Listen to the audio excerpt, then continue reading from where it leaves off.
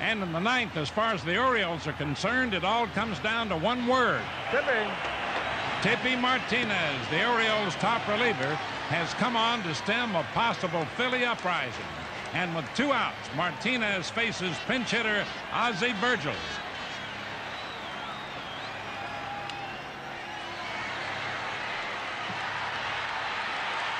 Martinez gets the save, and the victory goes to Jim Palmer, the first pitcher to win World Series games in 3 different decades, as the Orioles go up 2-1.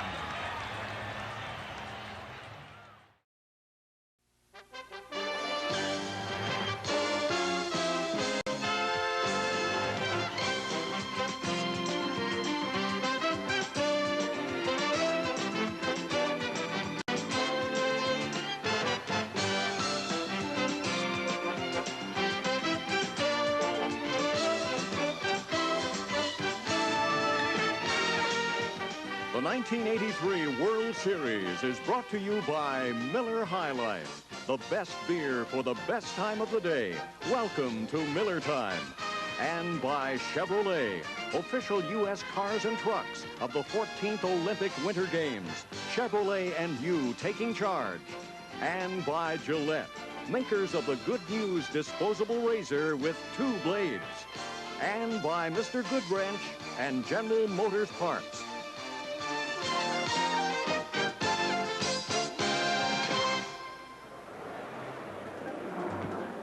Ladies and gentlemen, it is time to meet the participants in the 1983 World Series. First, the American League champion Baltimore Orioles.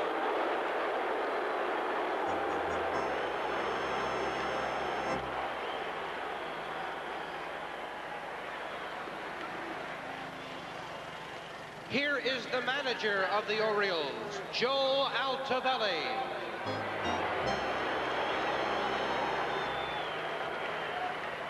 Now the starting lineup. Leading off, the center fielder, number 1, Al Bumbry.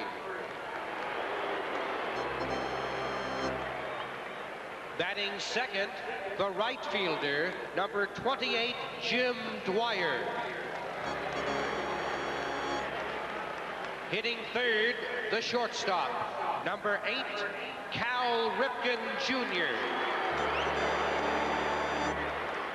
Batting fourth, the first baseman, number 33, Eddie Murray. Hitting fifth, the left fielder, number 38, John Lowenstein.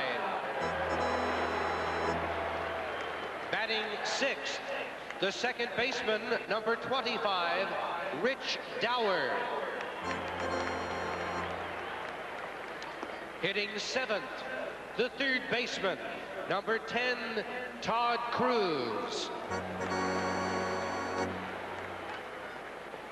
Batting eighth, the catcher, number 24, Rick Dempsey. In the ninth position, now in the bullpen warming up, the pitcher, number 34, Storm Davis.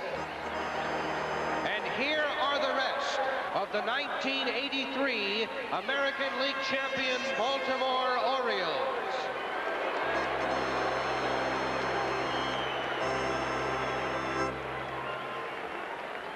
And now, ladies and gentlemen, the National League champion Philadelphia Phillies. Here is the manager of the Phillies, Paul Owens.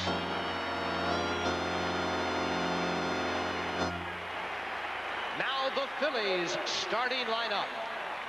Leading off, the second baseman, number 8, Joe Morgan.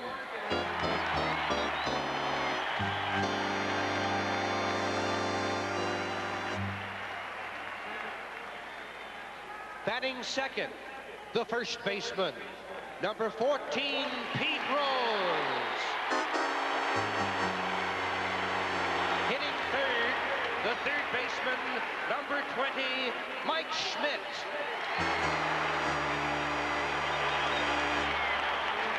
fourth, the right fielder, number 23, Joe LaFay. Hitting fifth, the left fielder, number 34, Gary Matthews. Batting sixth, the center fielder, number 21, Greg Gross.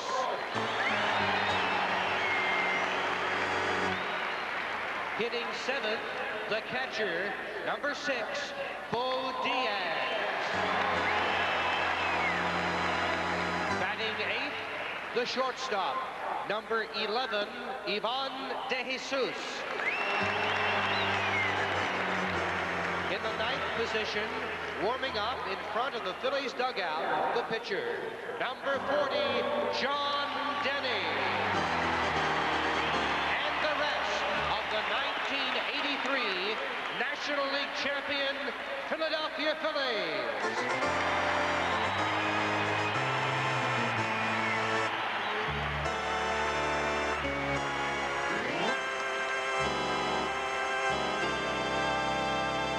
Ladies and gentlemen, please rise as we honor America with our national anthem, which this afternoon will be sung by recording and television star Patti LaBelle.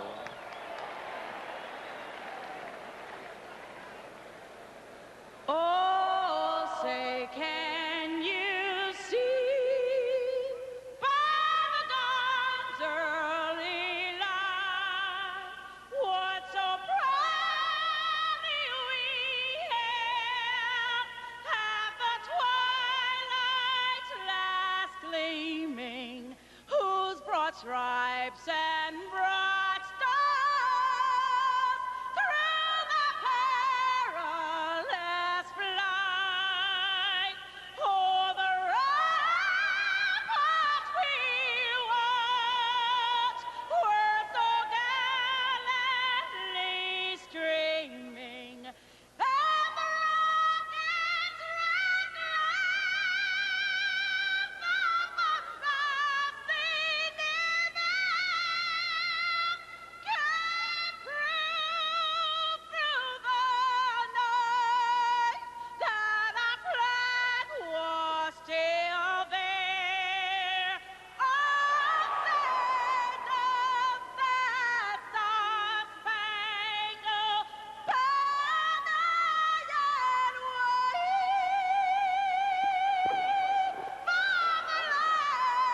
the land of the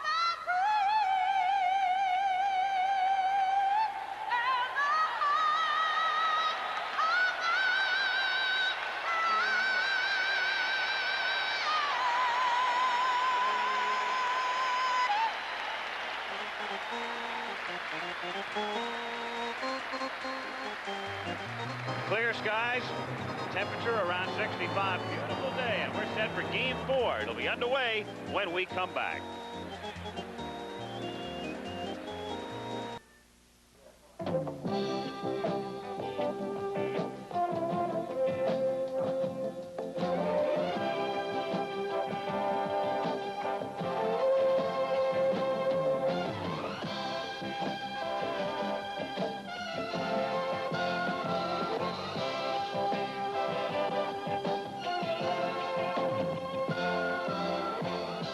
Baseball fever.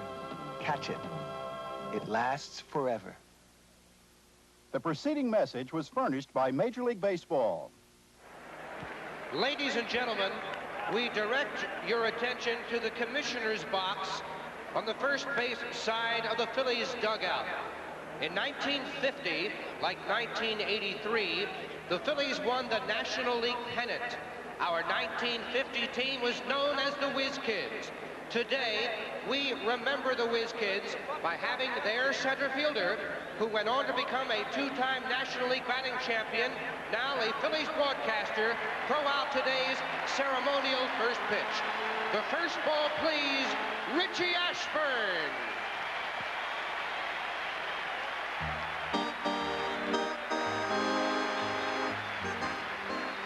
Richie Ashburn, now a broadcaster with the Philadelphia Phillies, and a very popular man.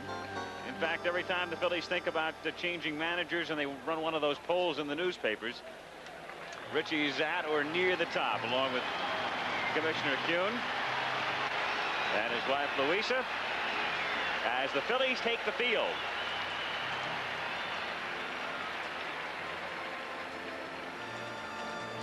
Defensively for the Phillies, Pete Rose back in the lineup at first base.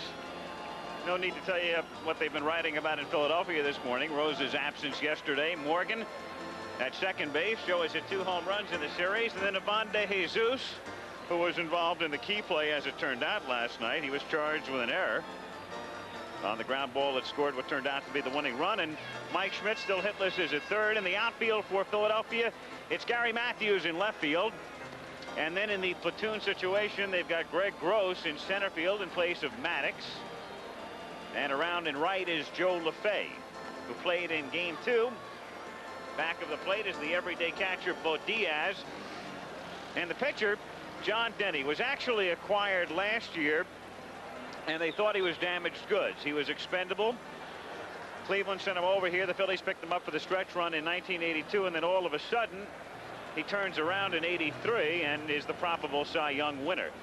Home plate umpire, a National League umpire today, Frank Pulley, Steve Palermo at first, and Dutch Rennert at second. It's Marty Springstead at third, Ed Vargo down the line, and left and Al Clark, who was back of the plate last night, can get a suntan today down the right field line. As you look around Veterans Stadium, 330 down the lines here, 371 to the power alleys, 408 to straightaway center.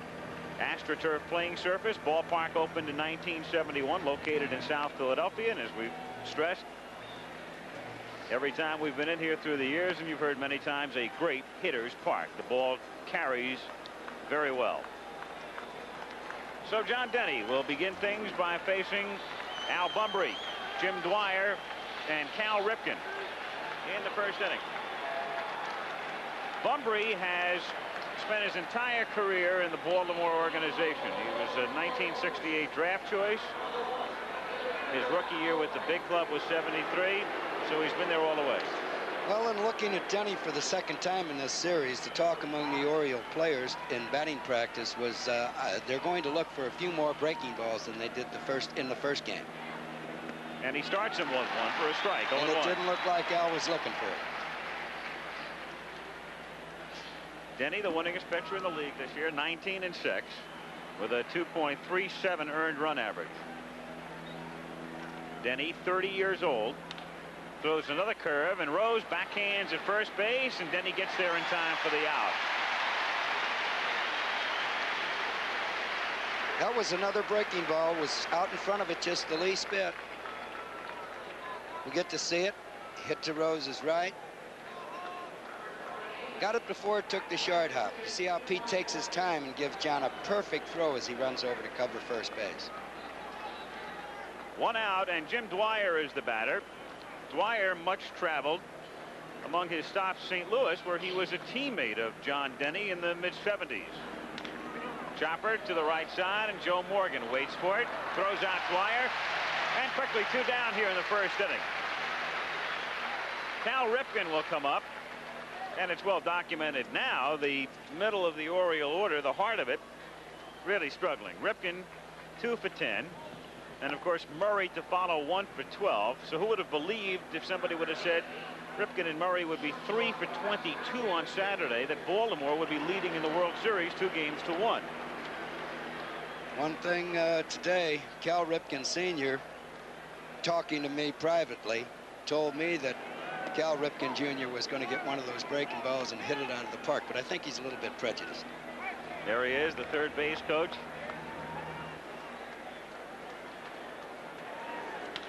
And that's hit high in the air to deep left field. Was Dad right?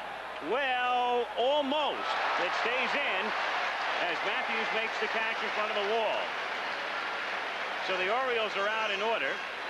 And after a half, it's Baltimore nothing and Philadelphia coming up.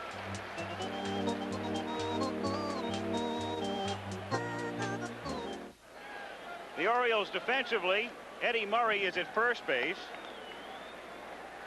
And the second baseman is Rich Dower. Their infield has been the same for the entire series. Cal Ripken gets the start at shortstop. And over third is Todd Cruz with a tremendous arm. In the outfield, platoon situation in left, and it's John Lowenstein with 3 hits in game 2. Out there today in center field, man they call the Bumblebee in Baltimore, Al Bunbury. And in right, Jim Dwyer. Back of the plate is Rick Dempsey, one of the heroes last night with a couple of doubles. And on the mound is Storm Davis, whom Mike Flanagan refers to as Cyclone. They call Palmer Cy. And of course, so much has been made of the physical similarities between Palmer and Storm Davis. And that's the nickname Flanagan gave him. As Joe Morgan stands in, he's had 2 home runs in the series. 1 in game 1 and 1 last night. And the count is 1-0.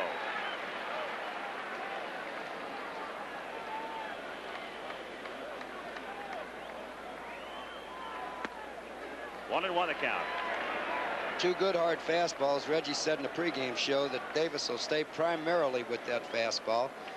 When he's ahead, he'll throw some sliders and some changeups. But there's his bread and butter pitch. Went right by Joe Morgan.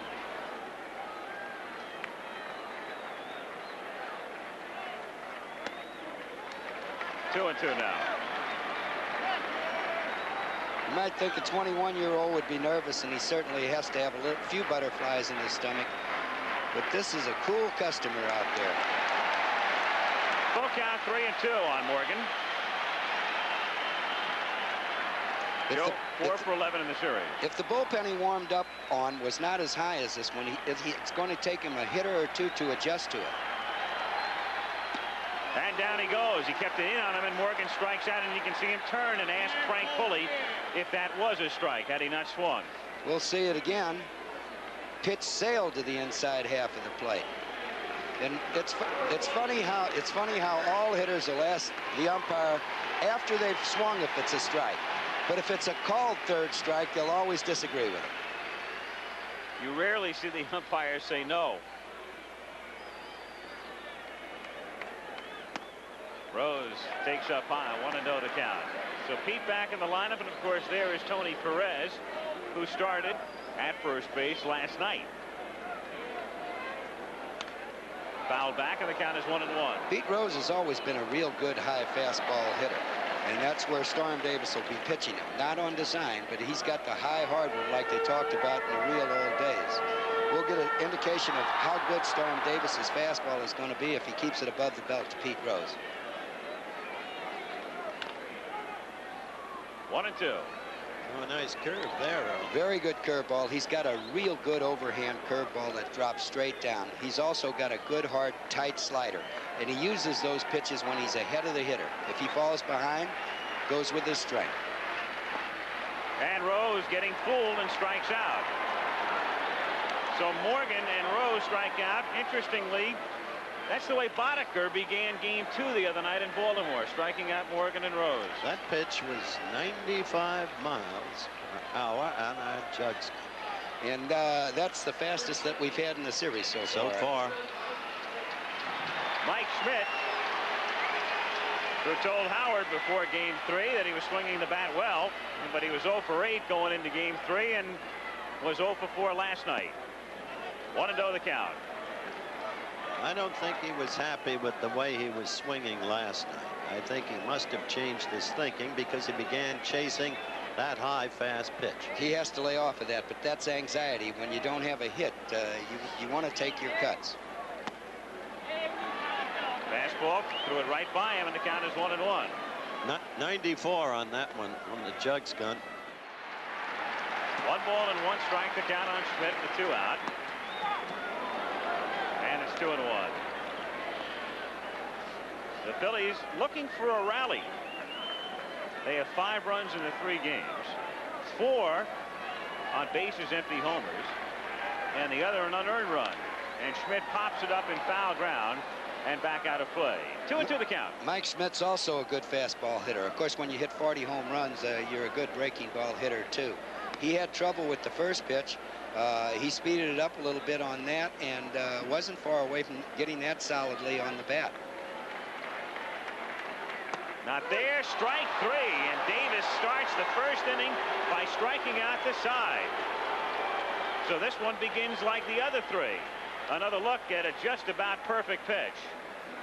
And at the end of 1 complete inning in game 4, it's Baltimore nothing and Philadelphia nothing. All right, we go to the top of the second inning. No score. Both clubs going out 1, 2, 3 in the first, and it'll be Eddie Murray, John Lowenstein, and Rich Dower in the second inning.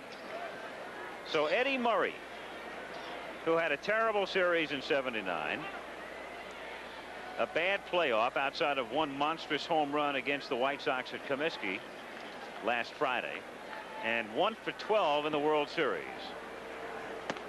1-0, and that 1 hit in his first at-bat, he went the other way, a left field single. Yes, he did. Now again, he's going to try to hit the ball as far as he possibly can, not just over the fence, but wants to reach the 3rd deck, and that's not helping him. 2-0 the count. One thing I know he's heard a million times is be patient. Try to get a good pitch to hit, and he doesn't want to hear that anymore from anybody. 2-1. He's trying to remain calm, but if you saw last night's game in the close-ups of Murray, the frustration was just etched all over his face. Very evident. There's no frustration in John Denny. There is only poise and confidence. He made a reservation for 15 people at 5 o'clock tonight at the original bookbinders. He obviously expects a quick victory. He works in a hurry. The 3 games thus far have been relatively rapidly played. And this one off to the same type of start as Murray hits it high in the air to right field. And moving over is LaFay, who makes the catch. So 1 away, and again Eddie Murray now 1 for 13, and watch his reaction. Here he's going to show his frustration. Takes the bat, tosses it right up in the air. He knew he had a pitch right there that he should have hit. 1 down, and Lowenstein, the batter, single double home run in game 2. And in game 1, of course, he made this play to Rob Bo Diaz, that sensational catch to take a home run away from the Philly catcher. In the air to center field, good wood, but right at somebody as Gross hauls it in. And Denny has set down the first 5, so 2 away here in the second inning, and Rich Dower is the batter. Looks like we're falling right into the pattern of the first 3 ball games with very good pitching. The Phillies coming in to game 4 hitting 172 in the series. The Orioles 206. Ground ball back to Denny. And so the first 9 men up in this game have gone down in order. And at the end of an inning and a half in Philly, Orioles nothing, Phillies nothing.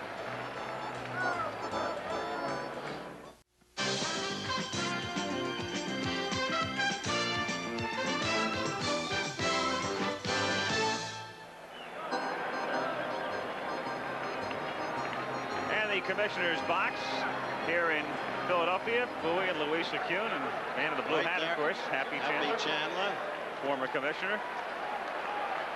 And in the middle of that picture in the second row was Kuhn's trusted assistant, Sandy Haddon. Bevy of other folks there whom we may have the opportunity to identify later. 1-0 the count. George Foster looking on. Now the Mets left fielder, of course, and looking at some of his teammates, in fact. His ex-teammates from the Big Red Machine days as LaFay fouls it back. And the count 2-1. Again, there's no mystery when Storm Davis falls behind in the count. The count was 2-0, and there was that good hard fastball. Davis is throwing at Gossage and Nolan Ryan speed. And Reggie Jackson made the point in the pregame show that he would be doing this because Altobelli told him he only had to go 6 or 7 innings. It could be stretched out by Davis himself. If he feels good in the 6th or 7th, they might, and he's got a little bit of a lead, they might try to leave him in just a little bit longer. However, it remains to be seen if the Phils adjust. LaFay popping it foul and drifting back out of play. So the count stays 3-2. In the air to center field, and an easy play for Al Bunbury. One gone as Davis starts by retiring the first 4. There's Joe Altobelli. In his rookie season as the manager of the Orioles, spent the last 2 years as the Yankees' third base coach. Before that, 1 season at Columbus in the Yankee system after getting fired by the Giants in '79. Gary Matthews. Matthews hit 10 home runs during the regular season, and he's hit 4 in postseason. 3 in the playoffs, 1 last night. Looks at a strike, 0-1. 0-2. A good curveball. That was beautifully, and that ball went right down, as you suggested earlier. Well, they've got to go up to the plate looking fastball when a man's throwing 94 miles an hour. So if he gets that over, it's really going to be tough. Grounded to third. Cruz throws him out. So 2 away here in the second inning. Hey, one thing we're getting a look at in the World Series and postseason play, a fellow like Todd Cruz, who's been around and spent a lot of time, of course, at Seattle recently, so doesn't get a lot of exposure, but everybody getting to see what sort of an arm he has. And he certainly has a good one, an outstanding arm. 2 down in the second inning, and you can see why a fellow like Cruz is in the lineup despite hitting 199 this year. Gross is the batter. A strike and the count 0-1. Orioles have playing Gross to left field. This is the most exaggerated opposite field defense that we've seen so far this year. And remember, the other night we remarked when Gross came up, as you look at the defense, that they had been playing Gross straight away the other evening with Boddicker pitching, but they adjust today. And he comes right back through the middle, but on a one-hopper, it's speared by Davis. And so both pitchers begin by retiring the first 6. So here we go again. Same pattern. After 2, no score in Philly. We go to the third inning. In game 4, Al Michaels, Howard Cosell, Earl Weaver in Philadelphia. Baltimore leading 2-1. Of course, tomorrow we're right back here at 4:30 Eastern time. Todd Cruz looks at a strike. Cruz, Dempsey, and Davis in the third inning. 1-1.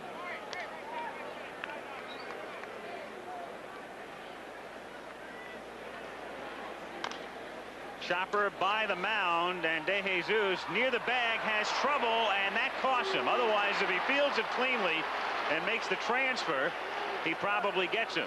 Couldn't get the ball out of his glove, or so it appeared. Could not get the ball out of his glove. It's one of those AstroTurf base hits.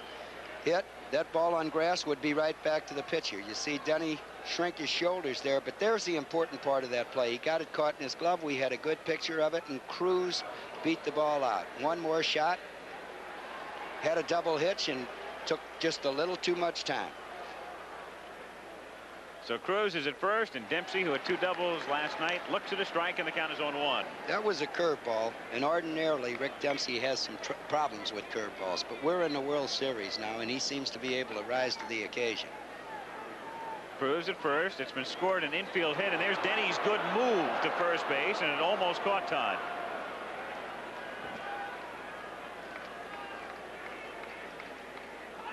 Denny's known to have a real good move to first base.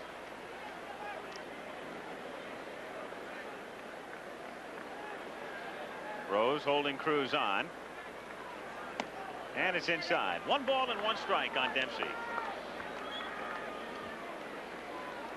The Orioles are not known as a running club, but the way this series is going, maybe Joe Altobelli will think about stealing more bases than he would ordinarily during the season. Fly ball to center field and shallow for Gross. 1 out. And Storm Davis coming up.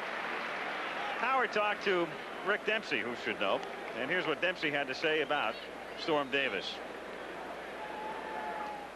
Storm Davis is more of a power pitching type. He throws a hard fastball, hard slider, and a good hard curveball. Once in a while, he'll take a little off his curveball and make it a bigger breaking curveball, and it's real effective when he's throwing the ball over the plate. He's had a little trouble with his neck the second half of this season, but in that game the other day against the White Sox, he was just as sharp as I've ever seen him. For 6 innings, he just kind of mowed him down. For 6 innings, you notice? Yes, he did. That's exactly what he said. We have a sacrifice situation here. Storm Davis hasn't gone to the plate at all during the course of the regular season. In spring training, they take a little bunting practice, but really in the American League, you work more on fundamentals and sacrifices. He misses the bunt attempt there, and so quickly it's no balls and 2 strikes. At least you worked more on fundamentals than sacrifice. It took you 4 games to get to that. Wait till they ask you why Lowenstein didn't bunt in Game 2 in '79. I still don't have an answer. Look at all his hit. Foley has it. Goes over to second, back to third. They've got Murray hung up. They tag him out. And they've got 2 outs on that play. A lot of scrambling around when it looked like he was going to break loose. Bang, bang. The 2 fellas wearing white suits are headed for the dugout. Now watch this ball hit sharply to the shortstop Foley. Now Foley takes a swipe at Murray, misses him, then goes over to second to get the runner coming down there, and now they've got Murray hung up, and they run him down, and suddenly the whole thing turns around in favor of Pittsburgh in a 2-2 ball game. He's around to bunt again and misses for strike 3. So Davis can't lay one down, can't even make contact. That's the first strikeout for John Denny. And that's understandable. Last night, Sixto Lescano was in a sacrifice situation and failed to get it down. So the top of the order now in Bunbury. Game like this, 2 pitchers going like these 2 have been going thus far. This game might well turn on who hits first among the big hitters, whether it be Murray or Schmidt. And Bunbury drills it to left center field, but Matthews is there and stays with it to make the catch. Bunbury hit it right on the button. No runs, 1 hit. Leave Cruz following after 2.5.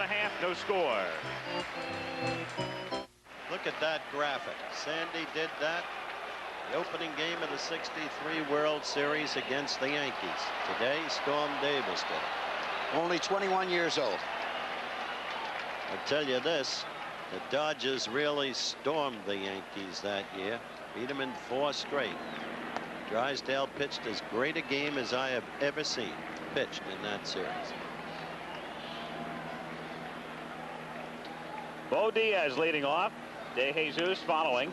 It's hit in the air to shallow right center field. Dower's going out and calling for it and makes the catch. So 1 away, and Storm Davis has started by retiring the first 7 men he's faced. Up comes Ivan De Jesus, a Goodyear Blimp, high above Veterans Stadium in Philadelphia. And a shot on just a gorgeous Chamber of Commerce afternoon.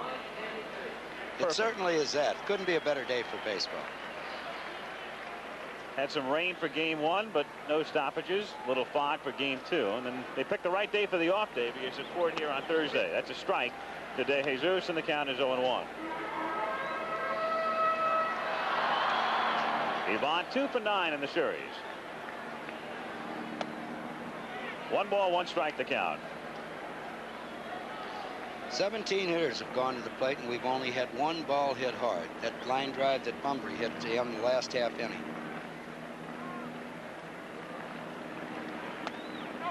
2-1 now. And that's no reflection on the hitters in this series. It's just been outstanding pitching. How do you know? To right center field, hit relatively hard, but here comes Bunbury to make the catch. Rizal got a good jump on it, and there are 2 down.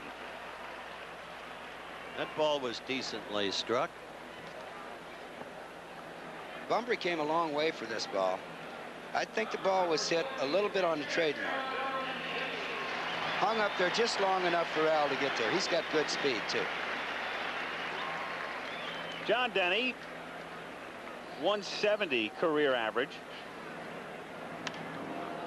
Fouls it into the upper deck, and the count is 0-1. He had just as good a cut as some of the hitters have had up to this point.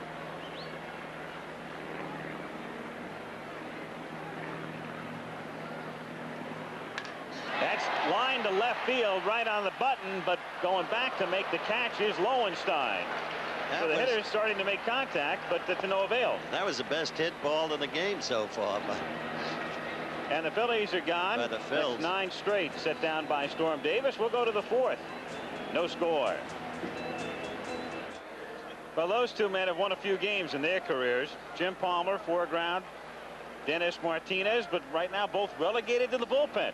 At one time in the clubhouse, Palmer was known as Cy Old, and Dennis Martinez was known as Cy Future. All those names came from Mike Flanagan. From Flanagan, and he calls Davis Cyclone. I had a laugh about Davis as Dwyer leads off here in the 4th. They talk about him being a Palmer clone, even to the extent that he had, what, neck problems this year as well? The last month of the season. You've heard Jim complain about that from time to time, haven't you? I have. I've heard Jim complain about many things from time to time. He can stir anything up. He invented the almanac. Happy birthday, Jim Palmer. 38 today. Dwyer drills it to right field. LeFay comes on and has to play it on the kangaroo hop. Thought for a moment he'd come in and make the play, and then he thought better of it. So Dwyer continues to show his ability to cope with John Denny.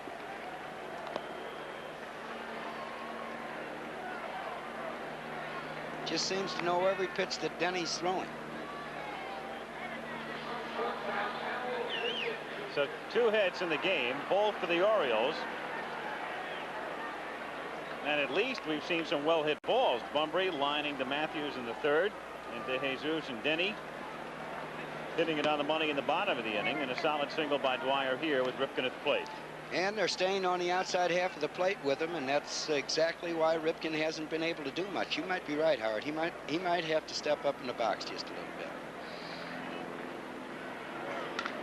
Hit sharply and through in the hole for a base hit to left field. So Dwyer is at second base, and the Orioles have runners at first and second.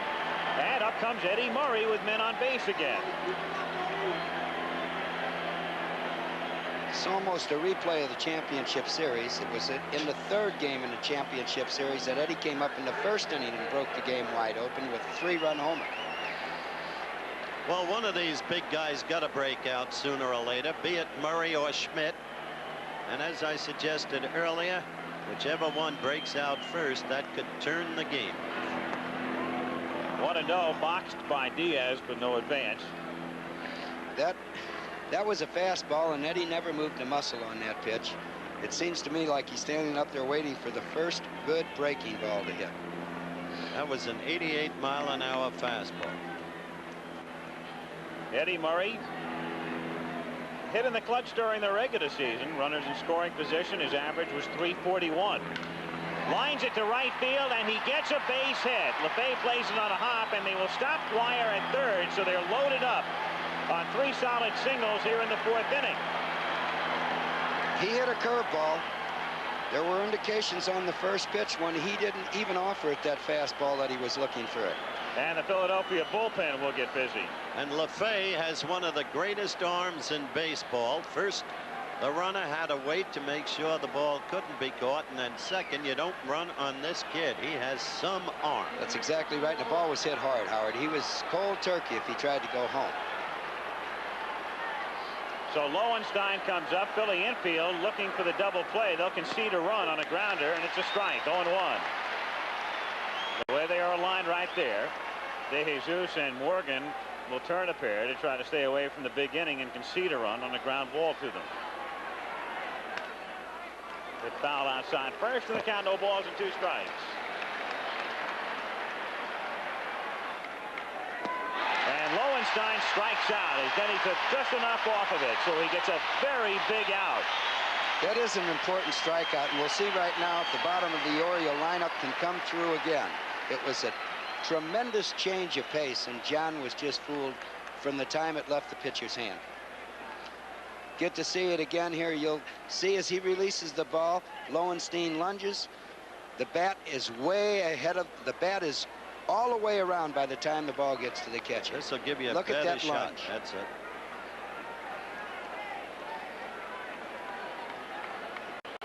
Denny's father. We told you that warm and touching story of how they were reunited after so many years. Dower takes up 5. John flying him in from Australia. Exactly. Home.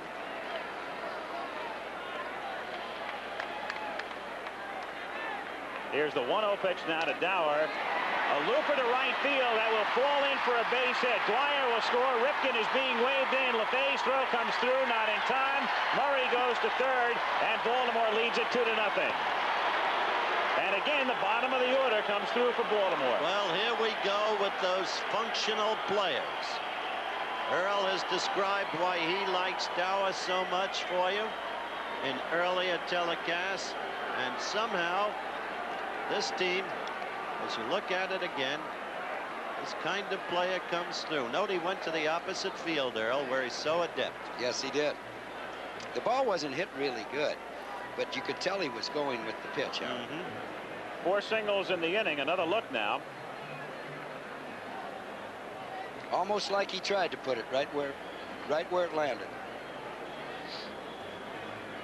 So Dwyer scored easily, and with Ripken being waved in, Rose lets it go through, but too late. And after Osteen visits the mound, Denny will go to work on Todd Cruz with 1 out in the 4th inning. On that play, we got to see Joe LaFay's arm again. It was a perfect throw that could have been handled by the cutoff and held Richie Dower at first base. If LaFay throws that ball over the cutoff man's head, it allows Dower to keep traveling right on down to second base. So Murray is at third. Dower at first, held by Rose. Cruz, who hit only 199 this season, at least came through in the clutch. He had 293 with men in scoring position. Chases a breaking pitch, 0-1. Today he joined the Orioles. He had 6 RBIs. That looked like the deal of all time when they picked him up that night. 1-1. They weren't going real good at that time. He certainly gave him a shot. He needed it. He started the season at Seattle, as did his namesake, no relation, Julio Cruz, who wound up as the second baseman in Chicago. Grounded foul. That's the young man who made Chicago's season. That was the unheralded trade of the year. Tony Bernazard was playing second self-protectively after the injury, couldn't execute the double play. They got Julio Cruz, and there's no better fielding second base. That's exactly right. Great range and an added speed to that ball club.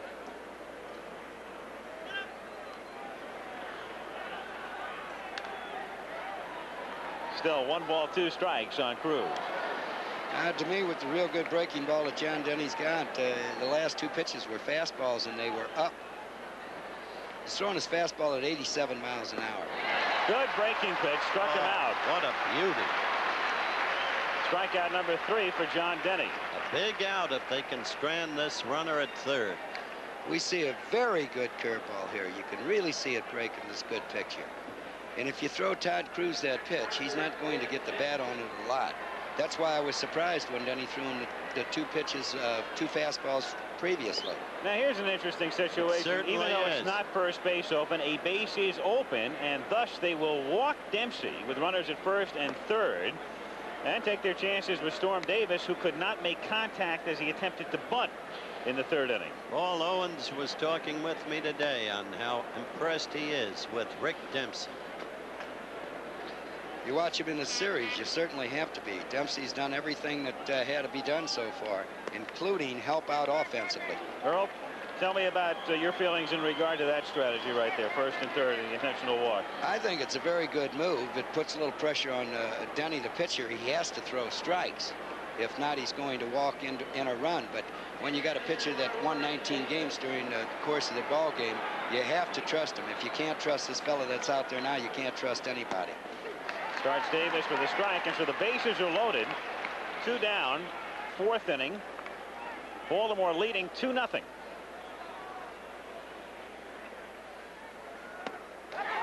Did he check in time? He did not. Well, there's one thing we know. They can't have a scouting report on Storm Davis at home plate because he only went to bat once. And he might not have even went to bat once. And he's not fooling around with him either. Coming right at him. And the 0-2 pitch, and that's that in a hurry. So Denny strikes out the side, but in between. 2 runs, 4 hits, and after 3 1/2, 2-0, Orioles.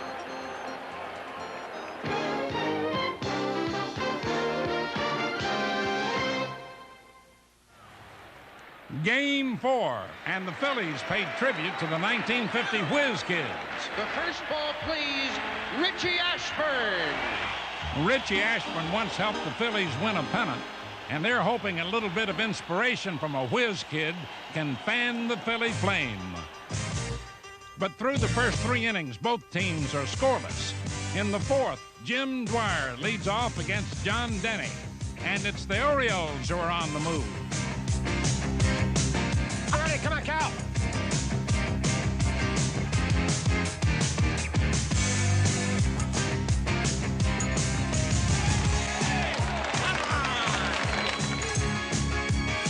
Let's go, Eddie.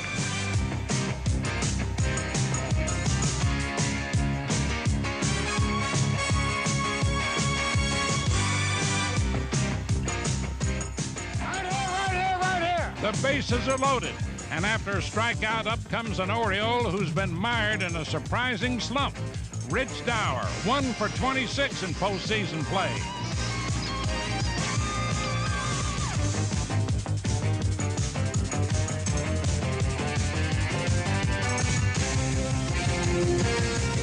In a series where the runs have been scarce, the Orioles have staked themselves to a 2-0 lead in the 4th.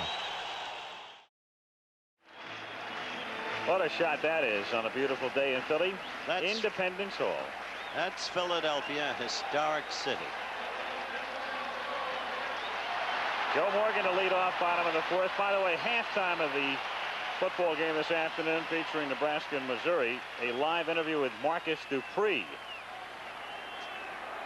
With Morgan leading off in the bottom of the 4th inning, hitting it to center field, and Bumbry is there to make the catch. Marcus Dupree, of course, missing earlier this week, and now apparently has left the University of Oklahoma. The running back, the star running back. And an interesting story. Something that's, well, it's been basically buried this week because of the World Series. Otherwise, it would be on top of most of the sports pages in the country. Talking about southern Mississippi, aren't they? That's what I saw this morning. Pete Rose, a strike, and the count 0-1. Well, we should get the scoop at halftime.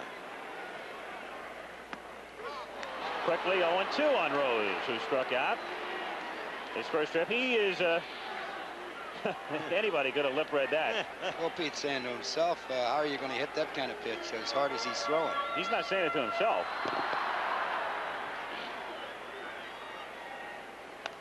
Rose fouling it back. It remains no balls, 2 strikes. I wonder what I got. 93 miles per hour on the fastball, so the speed is still up there. Yet they've been getting wood on him. Backs him off. Last 3 balls were hit hard, including the one by John Denny, the pitcher.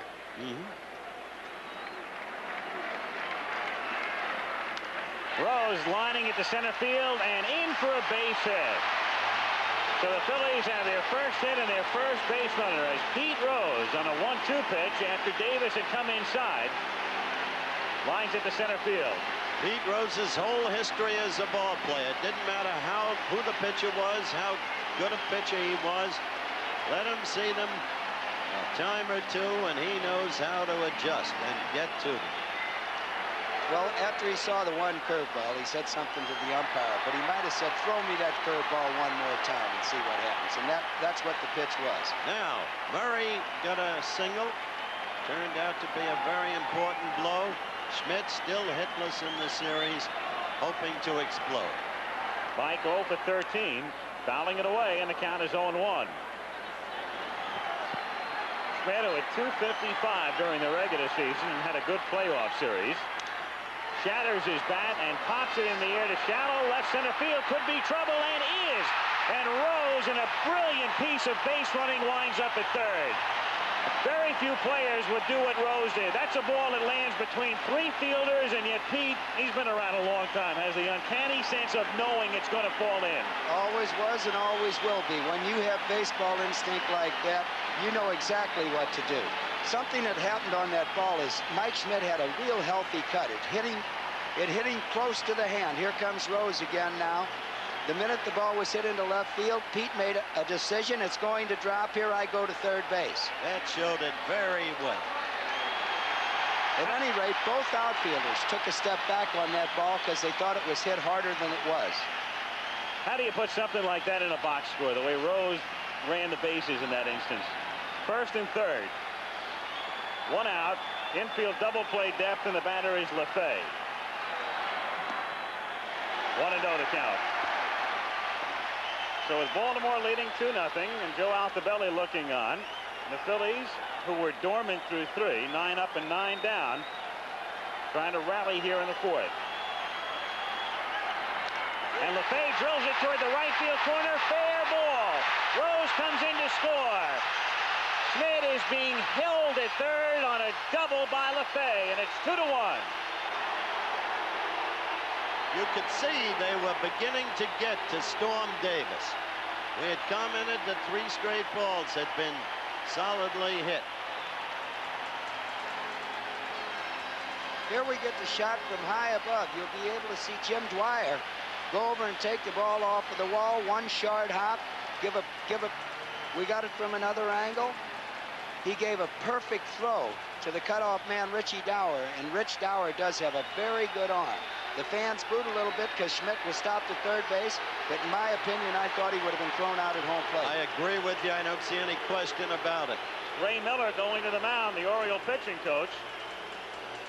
The crowd was booing, and Schmidt was held at third. Sammy Stewart gets up in the Baltimore bullpen. There he is. That was a 91-mile-an-hour fastball that Joe LaFay hit. He does have a quick bat. Yes, he does, and he's dropped 3 miles off his fastball, but just as much as that, and I'm starting to catch up with Storm Davis. They've seen him the first time. They know they've got to get started quicker.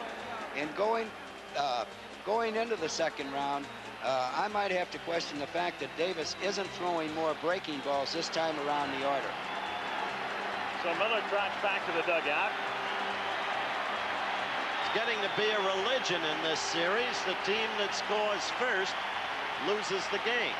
That doesn't mean that Baltimore will in this case, but the Phils are striking back and quickly. Here is Matthews, and the infield is back as Matthews takes outside. Cruz could come home, as you can see, but on a grounder to short and second, they'll concede the run. They feel in this ball game like they're going to be able to score again. Squibber foul, 1 ball and 1 strike to count. 1 out, bottom of the 4th inning. Baltimore leading at 2-1 with Mike Schmidt at third.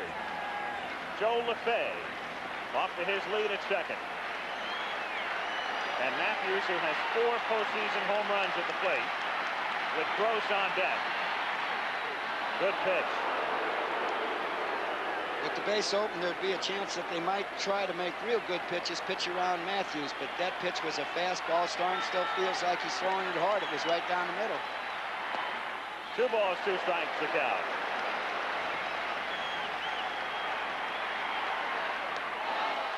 Full count. He took something off of it. That wasn't his fastball, so the crowd boos anyway. That wasn't his fastball. He over-tried to throw his curveball. And Gary's aboard, so they're loaded up.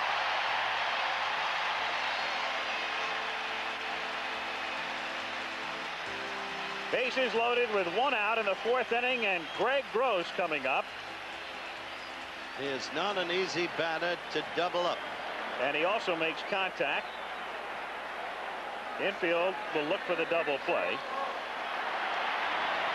Gross, who started the season basically as a pinch hitter, winds it up as the platooning center fielder with Maddox. Foul to the plate, 0-1.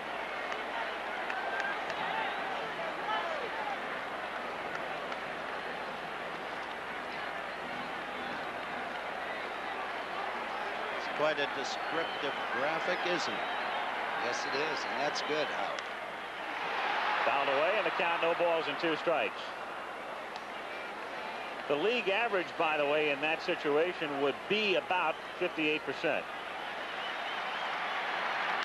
He goes back to the middle. It's a bouncer fielded by Dower, and he turns the double play.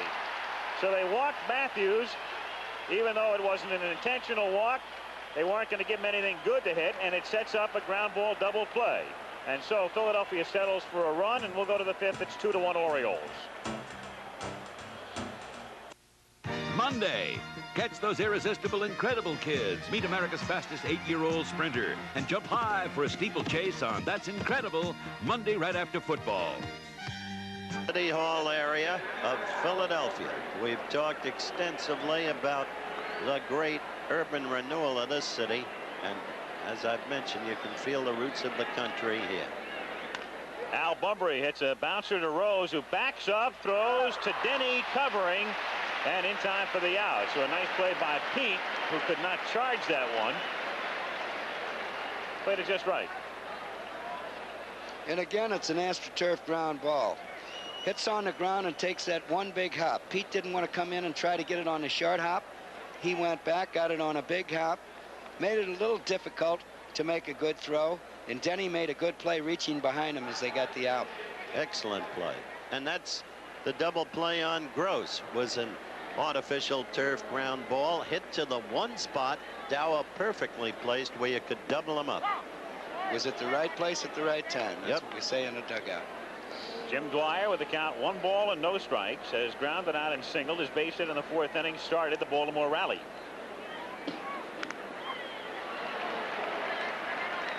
One and one. Denny for the Cy Young. We mentioned earlier on in the series that the balloting is done before postseason play starts for the Cy Young, MVP, and Rookie of the Year awards. So the balloting's over. It has nothing to do with anything that happens in postseason play, and all they wait for now is to make the announcements. And that's a good idea, because you'd hate to have a wonderful season wiped out by 4 or 5 bad ball games in a World Series. Well, you know, what's funny is Eddie Murray could wind up as the MVP this year in the American League. And then people will say, well, how can they vote him the MVP with this kind of World Series? Well, you've explained nothing to do with it. Exactly.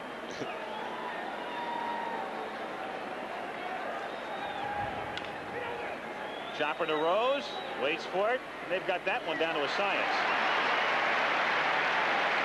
2 down, and Cal Ripken will come up. And Monday night, Redskins will take on the Packers. Monday Night Football, as you look down upon the city of Philadelphia. Just a spectacular, cloudless, beautiful, gorgeous day. Redskins, Packers, Monday Night Football, 9 o'clock. That's an off night in the World Series. If we go on to a 6th game, we'll be in Baltimore on Tuesday. Redskins are a terrific team. The Pack, almost defenseless, in and out, crushed by the Giants almost unbelievably, and by the Detroit Lions. Yet they have that great offense with the likes of Lofton and Jefferson and Lynn Dickey. Outside to Cal Ripken, 1-0.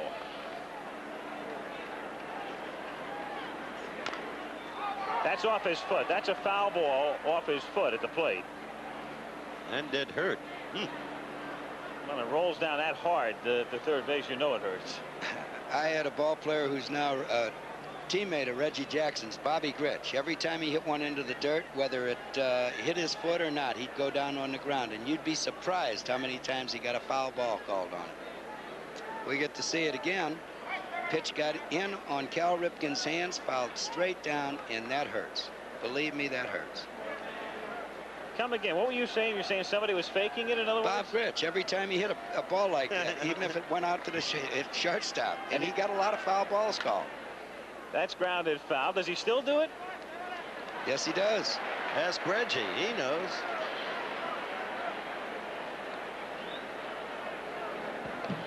We can open up Reggie's mic. All right, Reggie, fess up here. I don't want to incriminate my teammate right there. He wears a pad on his leg right there. Taking the Fifth Amendment. Oh, Bobby Gritch, a very honest man. Popped up. Shallow right. Rose is going out, fighting the sun, and makes the catch. So in the inning for Pete, 2 assists and a putout. And at the end of 4.5, Baltimore 2, Philadelphia 1.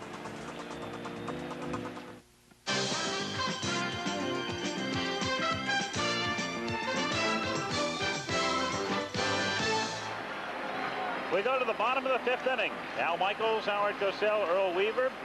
You look at Joe DiMaggio again last night. signing autograph after autograph all night long. Same thing today. He thought he could hide away. He secreted away in the stands because the great man likes his privacy. A very private person.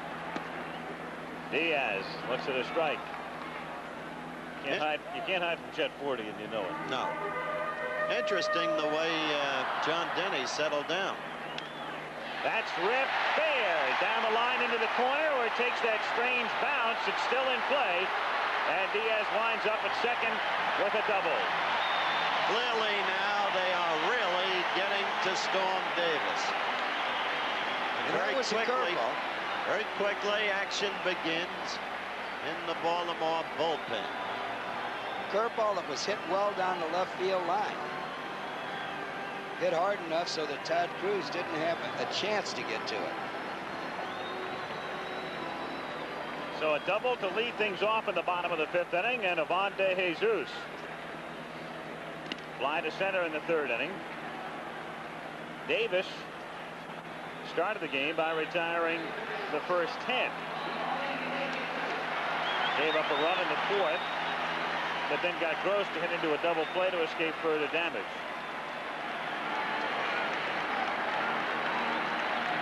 One-two pitch coming to De Jesus. He goes to the other side, and Murray makes the catch, but that's all, as Diaz wasn't straying very far off second and gets back. So Ivan had the right idea but couldn't deliver.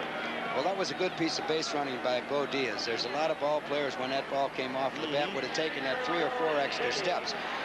He hits it right down the first baseline. Bo can take his time, because if that ball goes down the right field line fair, he can walk home. So there's no sense in taking that 1 or 2 extra steps and getting yourself picked off at second base. Now Denny at the plate, and that one gets by Dempsey. So of all things now, Diaz goes to 3rd. Gotta love this game. The guy goes up there to try to hit the ball to the right side, can't get him over. The runner is still at second. Next thing you know, the ball gets away from the catcher. And De Jesus did everything he was supposed to do to try to get it.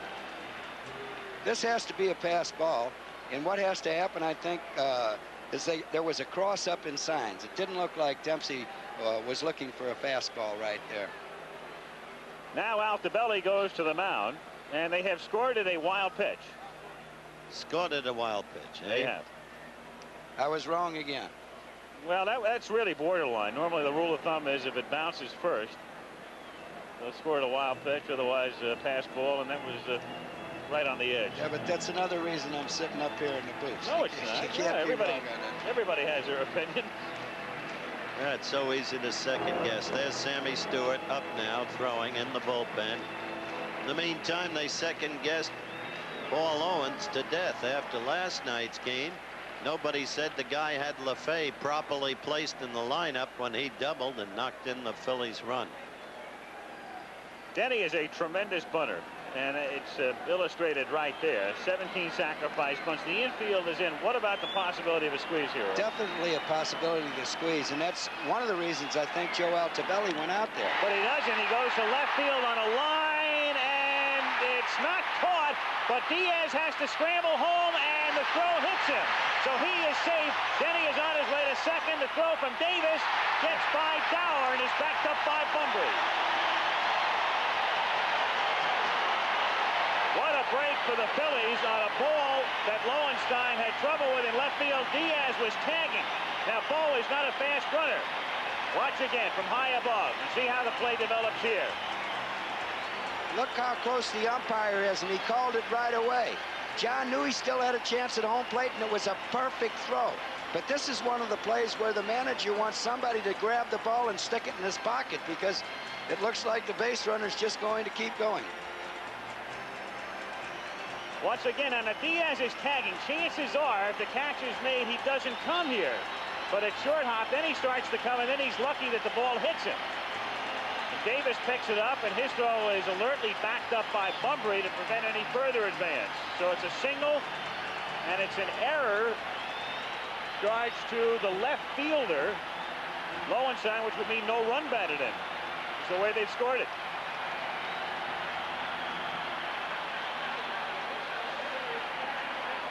I would think the error would be on Storm Davis. The throw hitting the base runner. Morgan is the batter. Morgan has struck out and flied out.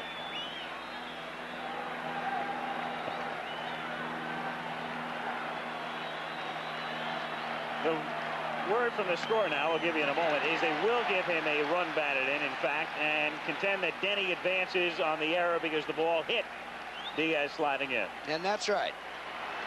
Denny is at second, and Morgan hits it down to Murray at first. Eddie makes the play himself, and on the play, Denny advances to third. So 2 down, and here comes Pete Rose. And they're getting good wood on the ball off of Storm Davis now.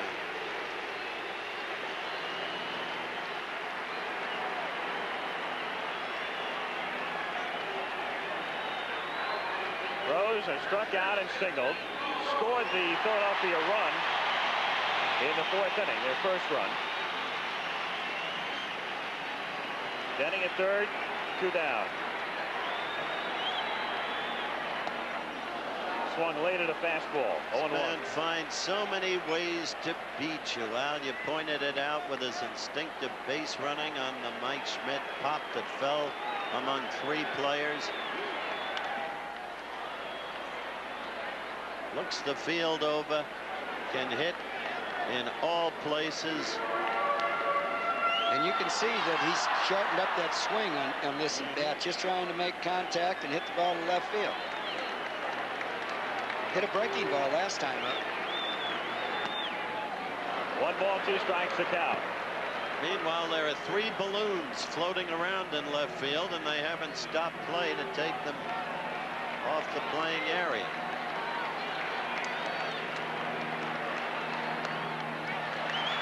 Two balls, 2 strikes on Rose. Looks to me like Storm Davis is reaching way back now to try to keep that fastball over 90 miles an hour.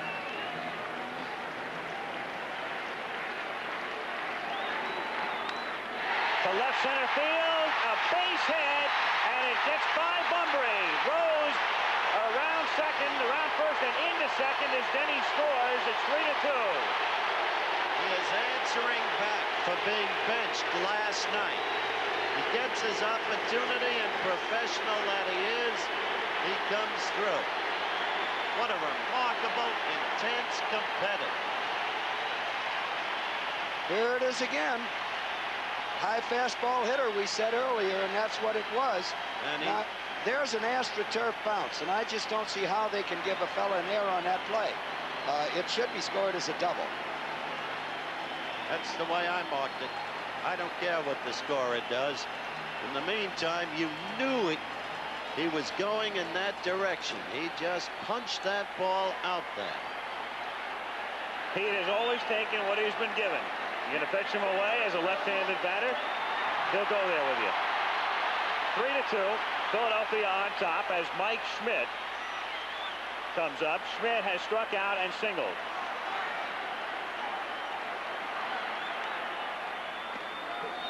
Rose was given a double, no error on the play.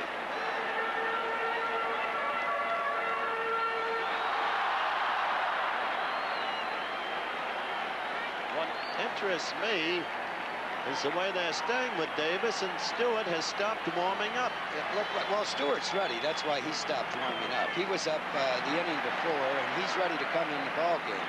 But yes, it seems like he's staying with Storm Davis just a little bit too long. Mike Schmidt singled in the 4th inning to snap an 0 for 13. Rose at second, and it's hit in the air to left center field.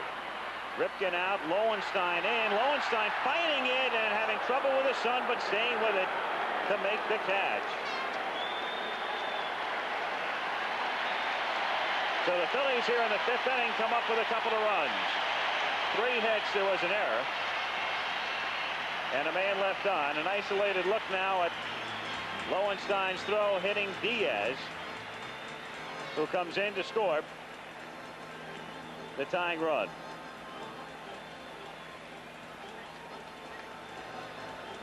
So the Phillies on top as they have battled from behind, and we'll be right back after this word from your local station. Now on the hill for Baltimore this day, is 21-year-old right-hander Storm Davis. And after retiring the first 10 batters, Davis faces Pete Rose, reinstated in the Philly lineup.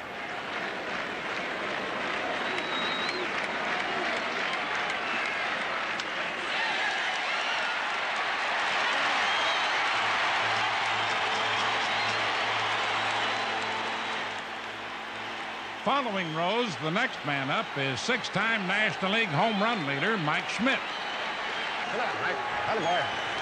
But Schmidt is still hitless in 13 at-bats, and the feeling is he's due to break through.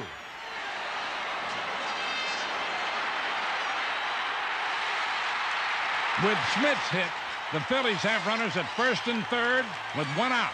The crowd knows it's a golden opportunity, and Philly is looking to cash in. Base hit, a big inning, Joe. Come on. Now Joe LaFay is at the plate.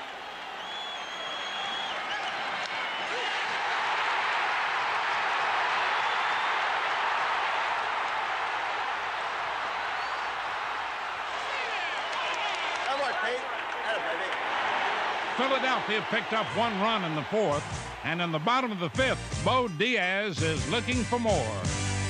Come on, Bo.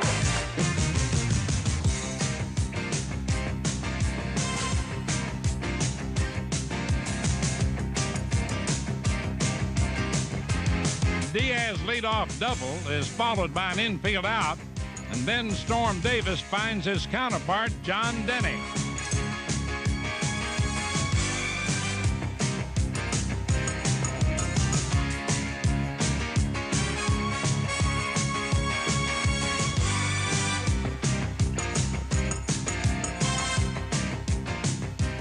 Battling back, the Phillies have tied the game. A ground out moves Denny to third, and next is Pete Rose.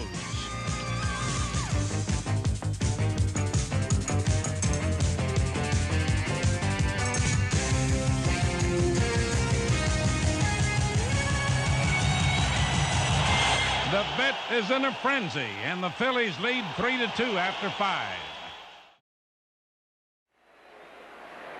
So we go to the 6th inning. Baltimore scored twice in the 4th, and then the Phillies came back with 1 in the bottom of the 4th, 2 in the 5th, and thus it is 3-2 Philadelphia here in Game 4 as Murray takes outside. You notice, Al, in baseball how often it is when you fail to score a runner from third with less than 2 out, it comes back to haunt you. That's what the Birds did in the inning where they scored there too.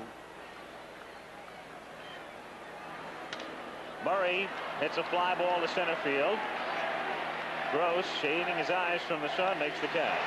And the chant, Eddie, Eddie, Eddie, from the Philadelphia fans escorts Murray back to the dugout. Well, I can tell you this. I know Eddie Murray, and he is feeling better about himself because he knows he's swinging better. He may yet hit one out today. 1-2 now. And got that one right on the corner. Beautiful, wasn't it? Get to see it again. It's tailing away from the left-handed hitter. Got the front part of the plate. To center field for a base hit. So he threw an off-speed pitch, a breaking ball, and Lowenstein waited on that one. Now we've run into a hit-and-run situation with one of the better hit-and-run men at the plate in the American League, in Richie Dower. This is the man who knocked in the Birds 2 runs with a right field single, opposite field. Dower is 2 for 13 in the series, so keep an eye on Lowenstein as it's wrapped foul outside third. 0-1. If they do put on a hit and run, I'd like to explain that Richie Dower does not try to pick. There's Lee May. He did an awful lot of driving and runs for me. And that man drove in a few runs for you, That's didn't he? who I'm talking about, Lee May. Right. And Richie will not try to pick a hole second base or shortstop. He'll just try to get the bat on the ball and hit it hard. No balls, 2 strikes the count. That's grounded fair by third. And Matthews will have to charge in to make the play. They will still hold the runner at third. as Cal Ripken put out the stop sign for Lowenstein, and Dowler winds up with a double. So the Birds on their way back with runners at second and third. If Ripken had decided to let him go, it was going to be a close play at home plate. I believe he would have made it. I question what Cal did there. Well, this ball here came back into the center field. Lowenstein, as he rounded second, had intentions of going, but Gary Matthews comes in pretty quick. And that's about as tough a play as a left fielder can possibly have. As you see it again, Matthews, number one, has to think that maybe it won't hit the railing, and he has to go down into the corner. And then, of course, he has no option. He has to protect against that, and it caroms back out as Osteen visits the mound. And in the bullpen, Ron Reed is heating up.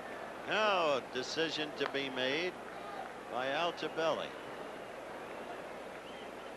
Meanwhile, following this one, a reminder, stay tuned, number one ranked Nebraska in action against Missouri. So you'll have a chance to watch the number one team in the country, the Cornhuskers, following Game 4 of the World Series. Nebraska with the number one offense in the country.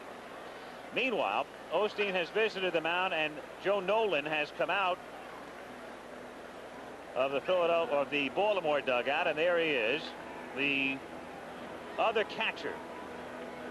He had been platooned somewhat with Dempsey during the regular season, and he will bat here for Cruz in the 6th inning.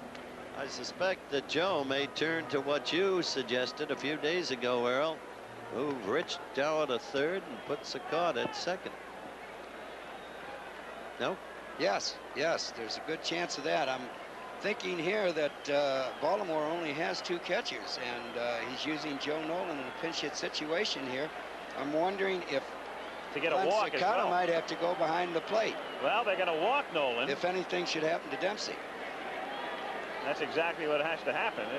And that's happened this year. And as you recall, it was Sakata who was catching one night against Toronto and wound up hitting a home run to win the game. As Singleton now comes out to bat for Dempsey. So with the bases loaded, they will go to the bench. That will take Dempsey out of the game. And, of course, Nolan will then stay in the game to do the catching as he moves down to first base after drawing the intentional walk. Well, I'll tell you this. Joe is making his moves and making them quickly. He's not waiting. No, he's not.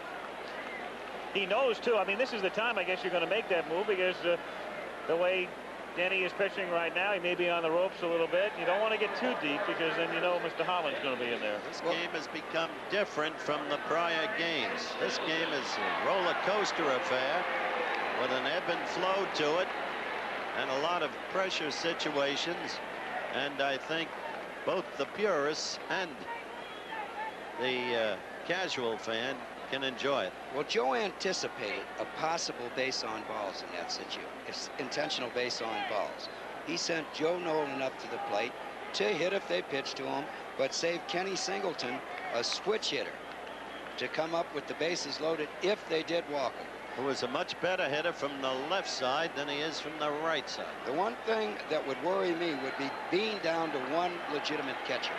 And this guy has power. Infield looking for the double play. Up and into Singleton. If you don't follow the game that closely, Singleton is a regular for Baltimore, but he's the designated hitter. And the DH is only used in the series in the even-numbered years. Thus, he's been relegated to the bench.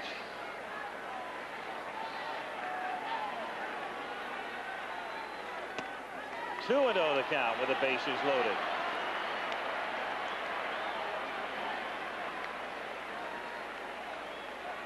As you said, Howard, Joe Altobelli's taking his shot early. But that's the ball game out on the bases. And that's ball 3. 3 balls and no strikes. And so Denny is a pitch away from walking in the tying run.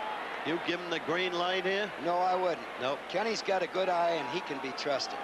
So 99 walks this year. And that's ball 4. So Singleton walks and Lowenstein trots in to tie the game. And the bases are still loaded, and now they're going to pinch hit for Storm Davis, apparently. I give Altobelli all the credit in the world. That's I tell you, that's a pretty close call right there on that pitch. Denny annoyed.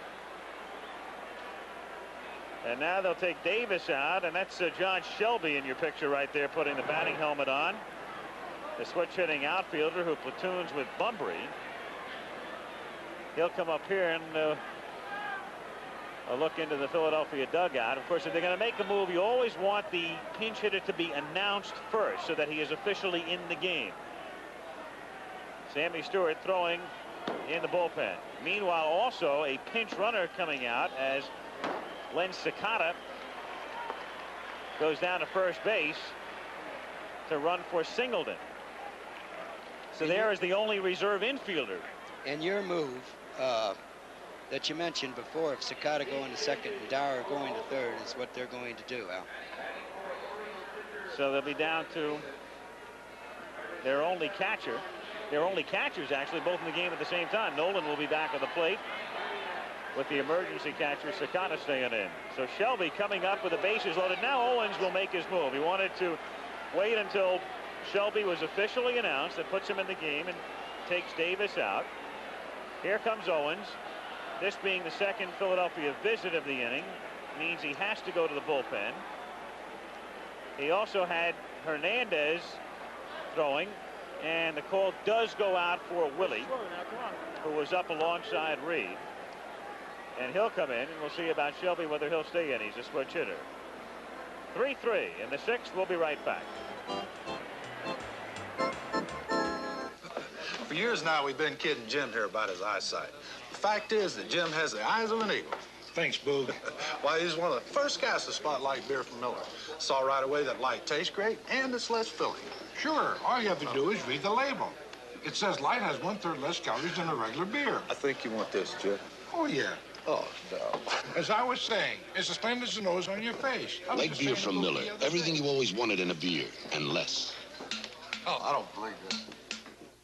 A note about tomorrow, 2:30 Eastern time, live coverage of the Ryder Cup golf matches, and that will precede Game 5. Now, the starting time, our broadcast time for Game 5 tomorrow, right there, 4:30 Eastern, 1:30 Pacific time tomorrow for Game 5 of the World Series. As you look at Willie Hernandez coming in.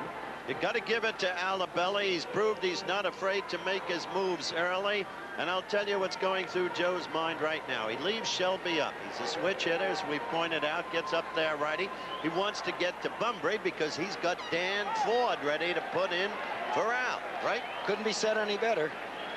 He's really rooting for Shelby to get on. Shelby will stay in the ball game and add defense if he should get out in front. Infield at double play depth as Shelby takes up and away, ball one. So the third consecutive pinch hitter utilized by Altobelli. Nolan hit for Cruz. Singleton batted for Dempsey. Shelby hitting here with the bases loaded and one out. Score tie 3-3. And that's hit high in the air to deep left field. Gary Matthews goes all the way back, leaps up and makes the catch somehow. Dower tags and comes in to score on a sacrifice fly, and a tremendous catch by Gary Matthews, fighting the sun as well as the wall. I'll tell you, you said every fly ball with Gary is an adventure. And Gary said, when I talked to him about it, I get the job done and I give them a show. Look at the perfect timing of that leap. Perfect timing. He is not the most graceful outfielder you'll ever see. You've watched him catch routine fly balls in the series in his very unorthodox and distinct fashion. But as he says, he gets it done, and that's a great catch, especially under the circumstances. It saves at least one run and maybe two more. So it's 4-3 Baltimore on a sacrifice fly with two down now. And here comes Mr. Ford, exactly as we expected. Cicada, the pinch runner at first. And you saw Nolan at second, and so Ford comes up, and this is the fourth consecutive pinch hitter utilized by Altobelli, and that ties a World Series record. Meantime, in this topsy-turvy game, the Birds in front 4-3. This is starting to shape up. I was thinking back a couple of years ago. Remember Game 4 in Los Angeles between the Dodgers and the Yankees? 8-7, the Dodgers won it. And here comes Owens again, so they forced his hand, as he will probably now go to the bullpen and call in Ron Reed. But the point is, his hand was forced, and it wastes Hernandez. You agree? And one of the reasons that Joe Altobelli sent Dan Ford up in place of Gary Renicky in this situation is just what's happening now. Dan Ford has batted off of more right-handers this year than Gary Renicky has. So Ron Reed, the 40-year-old 6'6" right-hander, comes in from the bullpen. Hernandez departs. Baltimore leading 4-3, and we'll be right back. You're the umpire, as in television presents You Make the Call. Here's an old one for you. A ball is hit to the shortstop. His throw beats the runner to first and lodges in the crook of the first baseman's elbow. Is the runner out? You make the call. Finding the best video game system is a tough game to win. Who plays the most games, the best-selling games? In Television 2, add the new system changer and play all Atari 2600 games. The most games, the best-selling games, like Hubert. Enduro, Burger Time. In Television 2 has the most going for it. More games than Atari and Coleco. Over 430 games. Get in Television 2. It's got the most going for it.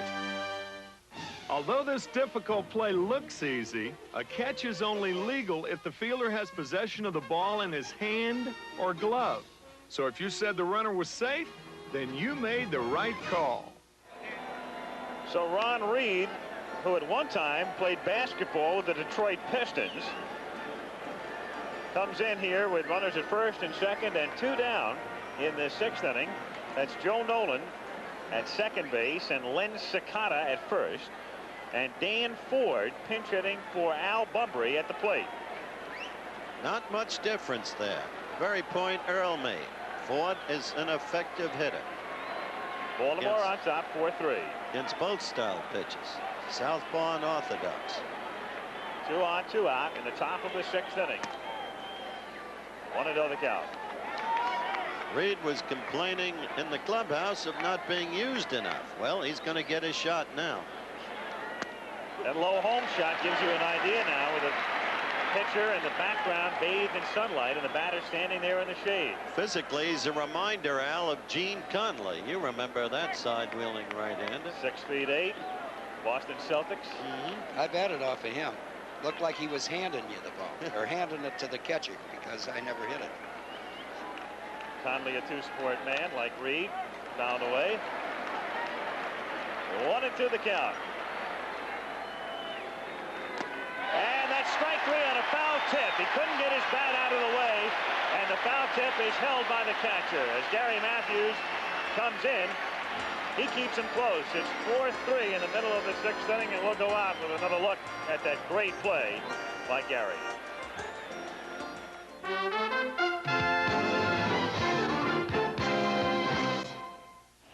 John Lowenstein is on first with 1 out. And now John Denny looks in to find the 6th man in the Baltimore lineup.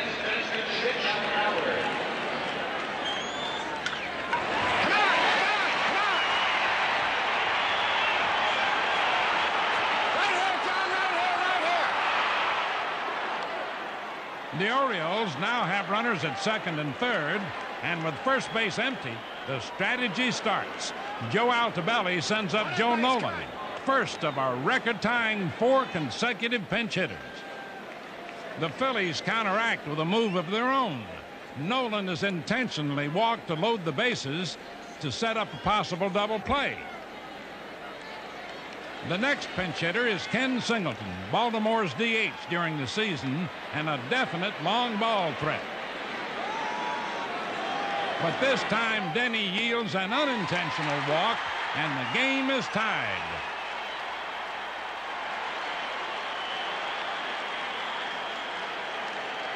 Switch hitting John Shelby bats next, and Denny is taken out of the game. But the chess match continues as the Phillies call upon left-handed reliever Willie Hernandez, who works with the bases still loaded, to Shelby. Get out of here, ball. Get up, get up, get up, get up. Shelby is out, but another run scores on the sacrifice. A spectacular catch by Gary Matthews has prevented at least one more run from scoring. and the inning will end with Baltimore having moved ahead 4-3. Tomorrow, Stallone. This time he's fighting for his life. Kill that stinking pig! Nighthawks. Tomorrow, starting at 9. Parental discretion advised. And of course, when you use 4 pinch hitters in an inning, you make a lot of changes in the bottom of the inning. So you saw Joe Nolan, he stays in to catch, and that's Shelby in center field. He pinch hit for Davis, and there is Len Cicada, who pinch ran for Singleton at second base. And what they've also done, Rich Dower stays in the game and moves over to third. And a new pitcher for the Orioles as well, as out of the bullpen comes Sammy Stewart. So Nolan bats 7th, Cicada hits 8th, Shelby bats 9th, and Stewart hits in the leadoff spot. Ford batting for Bumbry struck out in that spot to end the top of the 6th inning.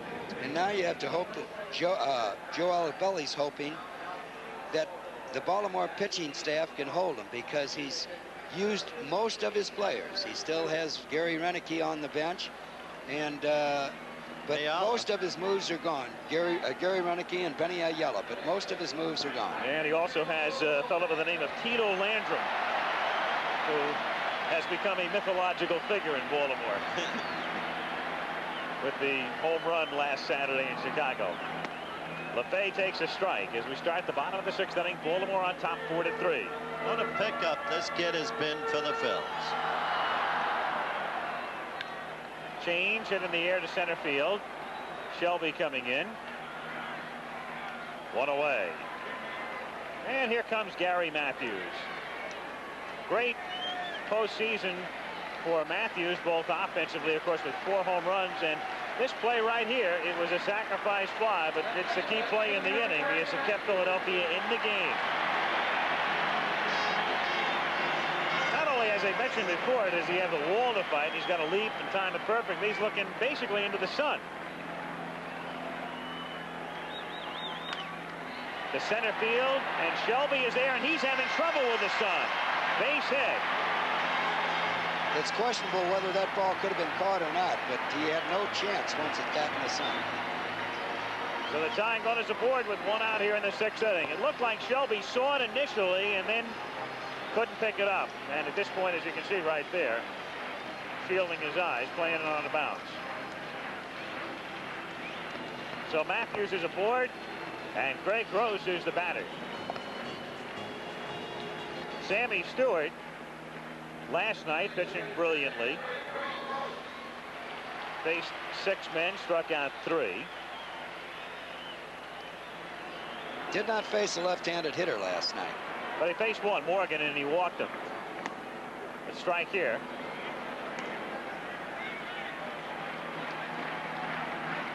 Matthews goes, and it's fouled away, so they send him, but he'll have to come back.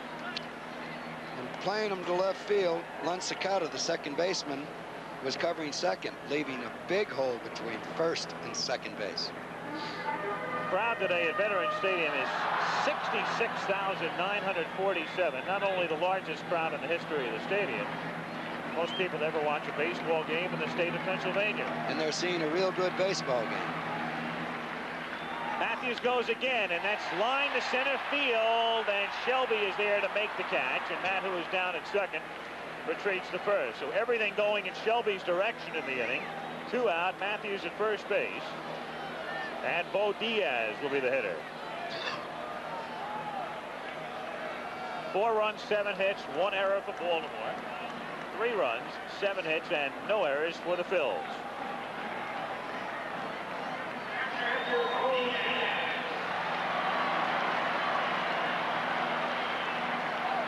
Diaz 4 for 11 in the series. He's been a solid, tough cookie in this series.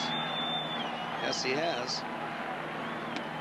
A strike, 4 for 11, plus he was the man who was robbed on that tremendous catch by Lowenstein in the 2 World Series in which he has played, as Diaz hits one to deep left field. That one has a chance, and that one is caught by Lowenstein.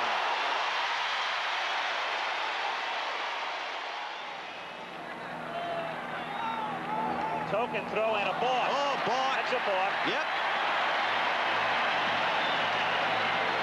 Steve Palermo, an American League umpire, calling it. Here it is. Sammy Stewart is all set. Just a token throw. Seemed to get his feet caught in the rubber when he went over there. Took him an extra step. Steve Palermo jumped right on it and called it. Meanwhile, Altobelli is coming out, and also Nolan visiting the mound, and now most of the infield gathers round. Well, with that move to first base, he certainly wasn't trying to deceive the runner. He was just running him back. Air and mechanics. Right now, they'd be talking about what they want to do with Diaz and if they'd rather pitch to Ivan De Jesus.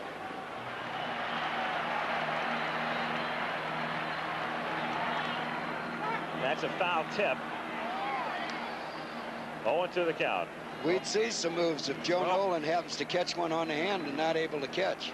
Throwing out of the sun into the shadows this time of day. It's especially tough to see a hard thrower, and it's hard to pick up the spin on breaking pitches. It's almost impossible to pick up the spin on a breaking ball.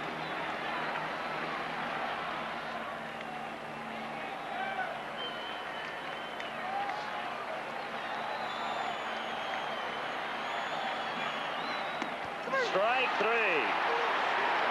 Sunlight, shadow, day, night. No doubt about that call by Pulley. No runs and a hit in the 6th inning. And a man left on as you watch Stewart strike out Diaz, and we'll go to the 7th. 4-3 Baltimore. Back after this word from your local stations. Al Michaels, Howard Cosell, and Earl Weaver in Philadelphia. Game 4 of the 1983 World Series. 4-3 Orioles, who lead in the series 2-1. And Ron Reed ready to work in the top of the 7th inning. The 2, 3, and 4 spots for Baltimore. That's Dwyer, Ripken, and Murray.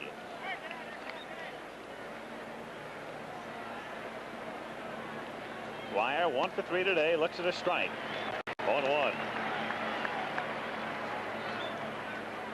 Amazing thing about the Baltimore lineup, they now have 5 left-handed hitters in the lineup, counting 2 switch hitters against right-handed pitching. Toward the gap in left center field for a base hit, maybe more. Cut off deep on Matthews. Dwyer is on his way to second, and Gary's throw is not in time. Second hit for Dwyer today. A double to the gap to begin things here in the 7th inning. And in fact, we're going to get to see this again. Dwyer goes with the low outside fastball into left center field, an easy stand-up double. And we might expect to see Holland. I don't know if Paul Owens would use him if he's behind, but if he comes in, 2 of those left-handed hitters can turn around, and he still has 3 right-handed hitters on the bench. You don't know this team, do you? Cal Ripken is 1 for 3 today. 3 for 13 in the World Series. Half swing, he came around. But of course, that's the strength of this Baltimore team. They've got people coming at you all ways. Reggie dwelt on that in the very opening pregame show. Who are these people that keep coming from nowhere? 1-1 the count.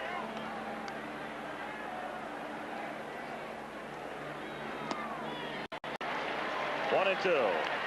There's that outside pitch again that he chased. Pitch seems to be a foot outside. He tried to go with it, but it's just too far out there. From where he's standing. And that's called strike 3. And he set him up for that. Over the outside corner. Perfect pitch right here. Doubly tough, of course, under the lighting conditions. It'll get a lot better when that shadow moves behind the pitcher's mound towards center field. Eddie Murray, 1 for 3. Now 2 for 15 in the series. 1-0 the count. Seems to be the least bit. Eddie Murray seems to be the least bit more selective in this game than he was in the first. I think he's swinging much better.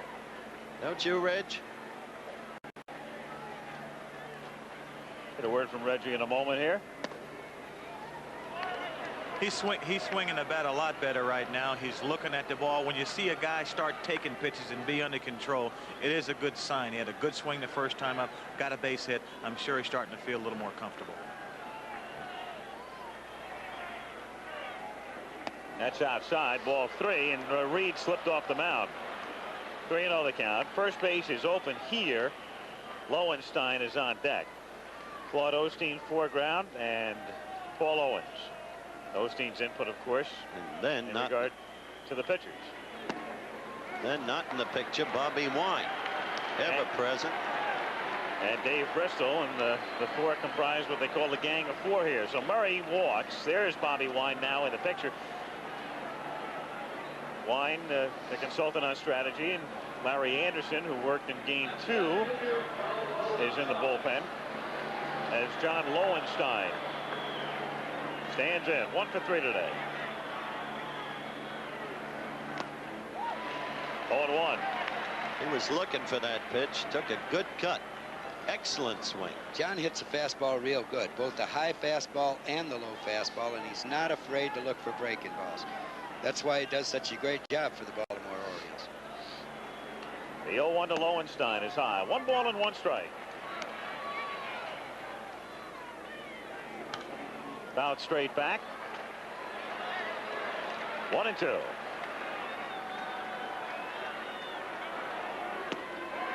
Now the count is full. All right, Earl, do you send the runners here? Full count, 1 out? Well, I wouldn't with a left-handed hitter up. Gives if John should miss the ball, it gives the catcher an easy throw to third base, and your inning would be over. So Dwyer at second, Murray at first. The runners do not go, and Lowenstein strikes out. Big pitch. And so Reed has come in. He has struck out 3. Got 4 to end the 6th. Then he gave up the double here to Dwyer in the 7th. Struck Ripken out. Walked Murray. Strikes Lowenstein out.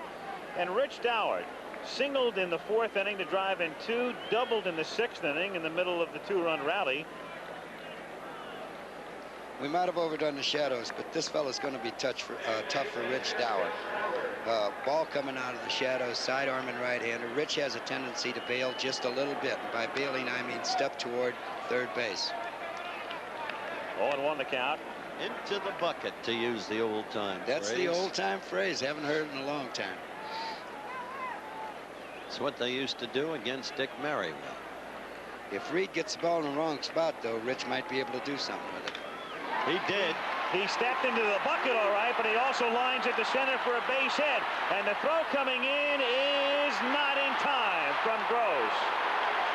It'll be interesting when we see it again, because he does exactly what Earl says. He steps into the bucket, but he hits it back through the middle, and Baltimore now leads 5-3. He got himself a high fastball on the inside of the plate and drove it right back through the middle. Close play at home plate. Dwyer's giving it everything he's got and barely slides in. So 5-3 Baltimore. And now Nolan is the batter with 2 out. Reed is due to bat second in the bottom of the inning. So he'll be coming out. As Nolan swings late, 0-1. 2-2 pitch coming up to Nolan.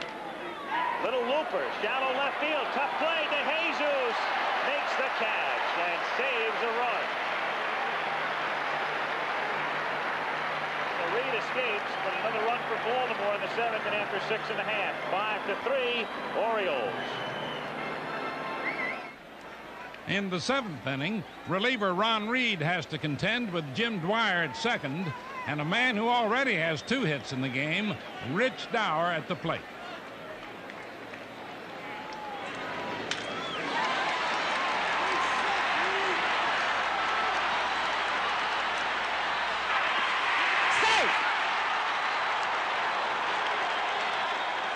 With his 3rd hit and 3rd RBI, Doward has given Baltimore a 2-run lead.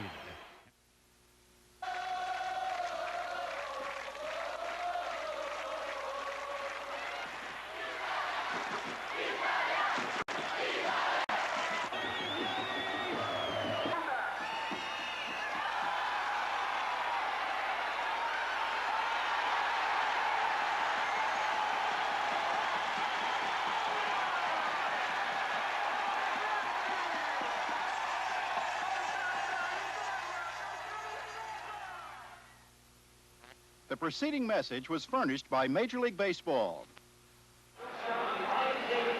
Going to the bottom of the 7th inning. Baltimore 5 runs, 9 hits, and 1 error. Phillies 3 runs, 7 hits, and no errors. And Scotty McGregor, whom we just saw in that picture, will be the starting pitcher tomorrow in Game 5. Let me tell you, De Jesus at the plate made a very big play there on that inning-ending catch, and that was a much more difficult play than it might have looked. People that have never played baseball don't know how hard that play is, directly over your head. A strike, and in particular under those circumstances, it was a major play, saving a run here. Philadelphia down by 2. No balls, 2 strikes to count. Von Hayes is on deck. He will be pinch hitting for Ron Reed. The way it's turned out, the Matthews play and that play by De Jesus has kept the Phillies very much in this game. Took something off it, and De Jesus goes down swinging. It's almost unfair under circumstances like these. Sunlight bathing the backdrop and the batter at the plate for a guy like Sammy Stewart, who can throw so hard, to take something off of it. Oh, how hard that makes it. You're so right about that, Al. Tippy Martinez will start to throw in the Oriole bullpen. That you knew. Hayes fouling it away. 0-1. Hayes hits it down to Murray at first base. And Eddie makes the play himself. So Hayes grounds out weakly, and with 2 down here in the 7th inning, it'll bring Joe Morgan to the plate as the Phillies go to the top of the order. Sammy Stewart had a great second half. He didn't have a real good first half. So yeah, they were booing him with regularity in Baltimore early on. Right now, we may be at the peak point of poor visibility for the batter. Right now. Right now. Explain why, Earl. Well, the shadows have almost reached the pitcher. We've said before, even though it was closer to the hitter, that the ball comes out of the sunlight. You can't see the spin on it. And now there's a double shadow. Right on rubber is a shadow from the lights. The other heavy shadow is the shadow from the stands.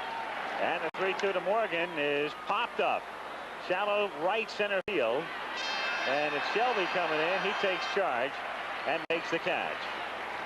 So 3 up and 3 down. To the 8th inning we go. Orioles 5, Phillies 3.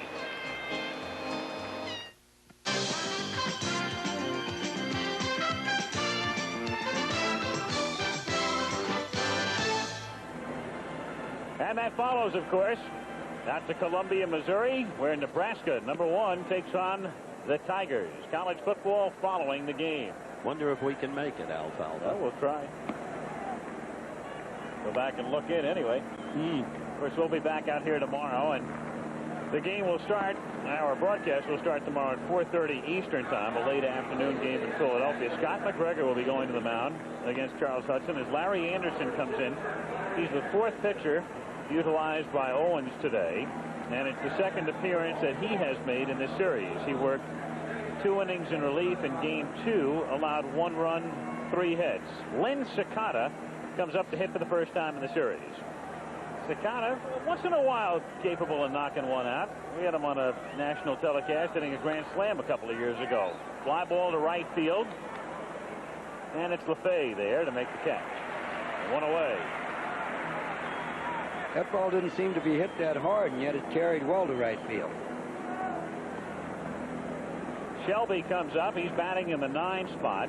It was Shelby who hit the ball with the bases loaded, on which Matthews made that tremendous catch in the 6th inning to turn what might have been a double or a triple into simply a sacrifice fly. 1-0. As a result, Philadelphia is still very much in this ball game. Ripped into right field for a base hit. So Shelby is on. And in this hitless Wonder World Series, at least until today, that's hit number 10 for Baltimore. Goodyear Flip hovering above Veterans Stadium. Look at that sky, how blue it is today. Cloudless sky, just perfect weather.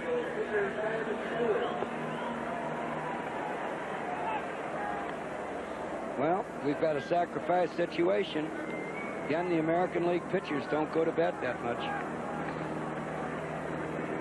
Schmidt ready to charge in from third. Stewart bunting, but very sharply. Back to Anderson. He goes to De Jesus on to first, and they get the double play. 1-6-4. So he got it down all right, but too sharply. No runs and a hit. Nobody left after 7.5. 5-3 back after this message and a word from our local station. All right, the crowd coming to life now as the Phillies come up in the bottom of the 8th inning. 5-3 Baltimore. But this is their shot. Rose, Schmidt, LaFay, Matthews. The number 2 hitter, Pete Rose, has singled and doubled today. He is 3 for 12 in the World Series and takes high, ball 1. Martinez. I'll tell you, look, did you see the way he snapped back at Stewart? You're not going to intimidate me. You could see it in his eyes that time. 2-0. Well, Peter's going to be trying to get on base any way he can, because until someone gets on, that tying run can't come to the plate. That's ball 3 and the count 3-0. Asking for trouble quickly here. Martinez right there. If Altobelli's open to a second guess, it would be not pinch hitting for Stewart. And it's high, and so Rose is on 4 pitches. He does the job. He's up there to get on base. Well, Stewart's into his 3rd inning after going 2 last night. Here comes Altobelli. He's not wasting a second. Mike Schmidt will be coming up. Now you've got Schmidt, a right-handed batter. Then, of course, you got LaFay, but he can switch there in the sense that Lezcano normally faces the left-handers. Stewart's going to stay in here. The words there more than likely were, keep this fella in the ballpark. He's probably your last hitter. Joe LaFay, a left-handed hitter, coming up next. So Mike Schmidt, 1 for 3 today, and that 1 hit is the only hit for Mike in the World Series.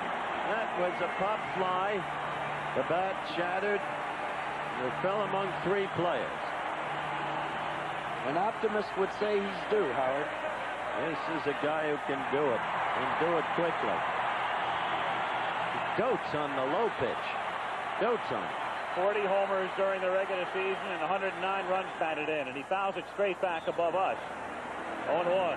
I think those might have been some words that Joe Altobelli relayed to Sammy Stewart also. That this fella's a real good low ball hitter. Just ask Jerry Royce. Schmidt won that first playoff game. 1-0. A home run off a pretty good pitch by Royce. That was low. Up and in. 1-1. Things are getting a little sticky. It's funny how the ball players create the situation. If he loses Mike Schmidt, if Mike Schmidt gets on base, a left-handed hitter comes to the plate. If he brings in Tippy Martinez, then he's got Tony Perez possibly coming off the bench as the winning run. Or Lezcano, depending on his preference. And Schmidt gets under it and pops it up in foul ground. Not much room, but it might be playable, and is for Dower, and he makes the catch, fading back on it. Oh, he just barely did. They really seem to be fighting the sun on the left side. Yeah. They really are. They're having a terrible time. Schmidt gets a what have you done for me lately serenade as he goes back to the dugout. Here comes Joe. Look at this. Now watch Dower. You'll see the white of the ball. The very end of his glove. That ball was really up there. I wonder what the hang time on that one was. Oh, my goodness. Meanwhile, that is all for Stewart. And Tony Perez has already come out on deck to be the pinch hitter. They'll go to Tippy with 1 out in the 8th. Baltimore 5, Philadelphia 3. Back in a moment. Tippy Martinez, 9 victories, 21 saves, had an appendectomy in mid-year. Otherwise, the numbers would be even better, and a great ERA. Comes in to pitch with Tony Perez to pinch hit now. You want to watch where Shelby, the center fielder, is playing. yesterday. Jim Palmer, a commanding figure. Count 3-1 on Perez.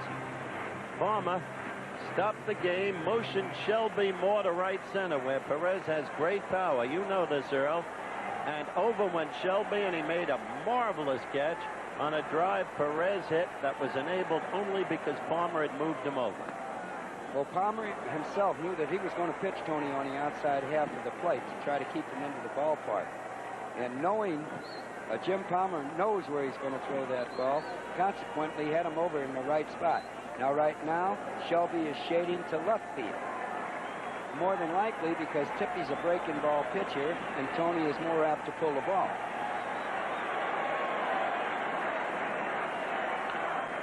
Chopper through the middle for a base hit, and Pete Rose will stop at second.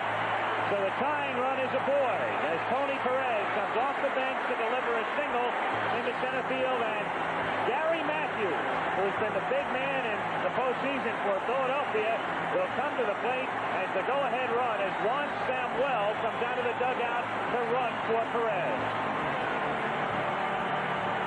This is their shot, and Owens is going for it. And right now there's action in the Baltimore bullpen. Big Tim Stoddard, a fellow that we haven't heard much about so far in this series, is warming up. He can bring the ball in at 90 miles an hour also. But Martinez is the man you want to have finish the game if you can. If you can. Gary Matthews swings and misses, and the count is 0-1. Well, the Phillies have their chance now. They can't ask for more as you look at Tony Perez in that dugout.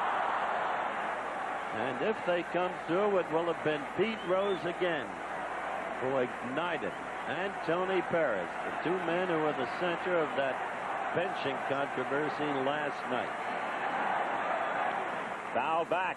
So Martinez quickly gets things his way with Matthews now, 0-2. Well, Sarge, the nickname, of course, for Gary Matthews, is there's a look at Stoddard in the bullpen. Phillies are not without confidence against Martinez. They're convinced, if you listen to them, that he's not as good as he's cracked up to be. Now, that's the Phillies players talk.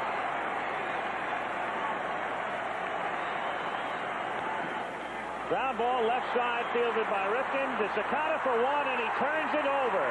Despite Samuel going in hard, and Martinez gets Matthews to hit into a double play. On an 0-2 pitch. Get a ground ball, breaking ball, hit right up the middle. Again, Rifkin right in the right spot, turned into an easy double play. Sakata's a good double play man to throw to first base. The inning's over.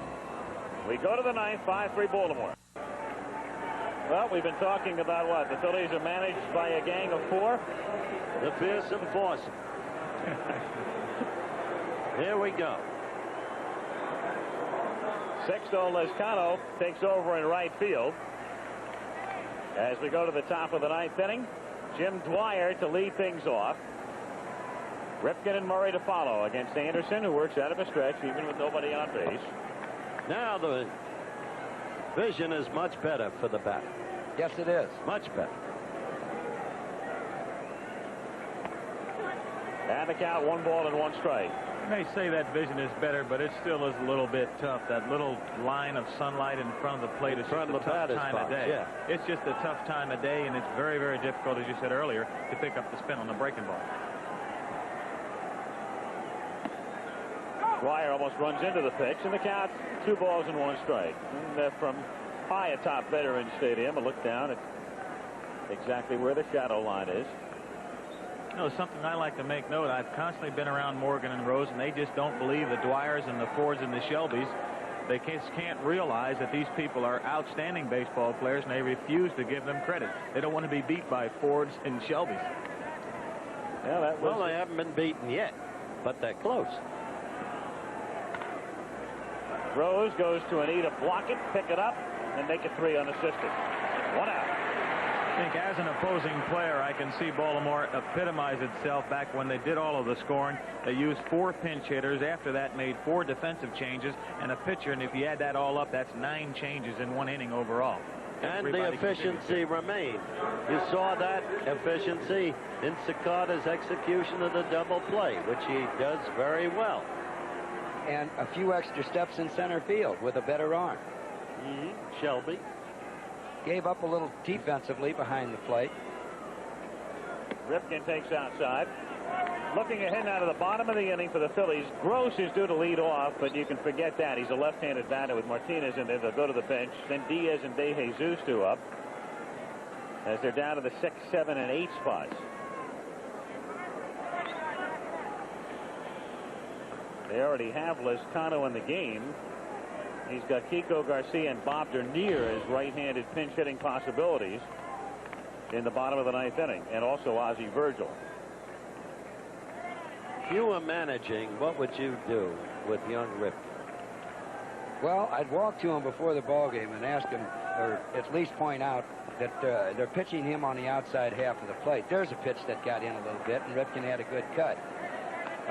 It's hard after the success that a ball player's had during the course of the season, 318, 27 home runs, to make them try to adjust for a 5, 6, or 7 game series. But they've stayed right out there, and I'd point that out to him and let him take it from there, Howard. Rich, what about you? Well, a guy like Ripken, I just give him a uniform, a bat, and a ball, and point him toward where the field is, really, because when you hit 318 with 27 home runs, you have made adjustments during the season all year long. That's hit in the air to left field and hooking into the corner, and foul, and a nice play. And again, the pitch was on the inside half of the plate. It's a very, very fine line, Howard. You have to let a guy play and let him do his own thing. Pretty soon he can get full of all kinds of thoughts, and his mind can get cluttered. And believe me, in 1983, I'm a witness to that. The guys like Murray, the guys like Ripken and Schmidt that are having their problems, they're doing the job they're doing. They've been here long enough. They've accomplished what they've accomplished because they're able to adjust and work out their own problems. 3-2 pitch to Ripken is foul tipped and not held by Diaz, and he took a pretty good shot. Sure did. Right off the mask. So the count stays 3-2. Get to see it one more time. Not quite sure where he got hit. Right in the mask. Of course, what happened to you this year, Reggie, was you wanted so hard to come through, you wound up unwittingly fighting yourself, and then you were caught in your own trap. I could probably give you 99 explanations because I've heard so many. That's a good one, though. He goes to right field and toward the corner, and moving over is Lezcano to make the catch. So Sixto got a good jump on the ball, which is not a particularly easy thing to do right now because he's looking into the sun. 2 down. And here is Eddie Murray, who's 1 for 3 today and 2 for 15 in the series.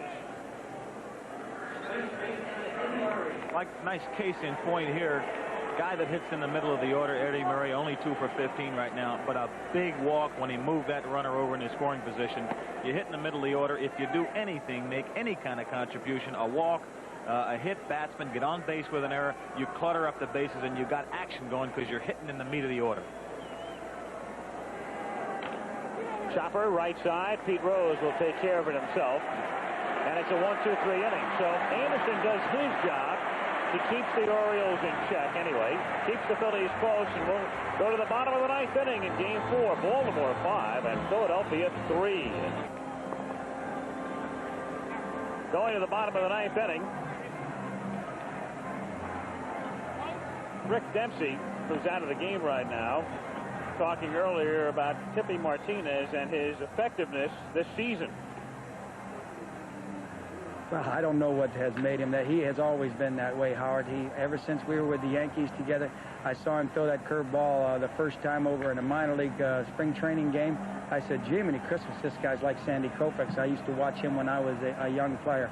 And he's been awesome ever since. I don't think he's ever lost his curveball. He has always had it and always will. And as far as I know, it's the greatest curveball I've ever caught.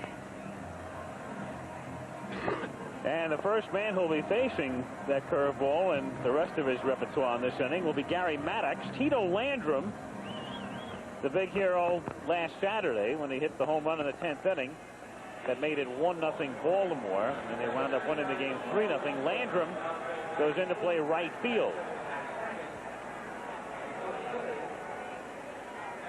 And again, a reminder, college football, Nebraska taking on Missouri following the game. Irving Fryer. Your guy Irving will be playing, right?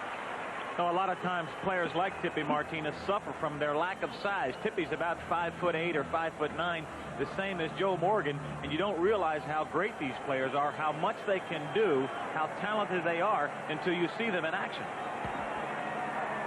Well, Rick Dempsey was right about one of the best curveballs in the American League.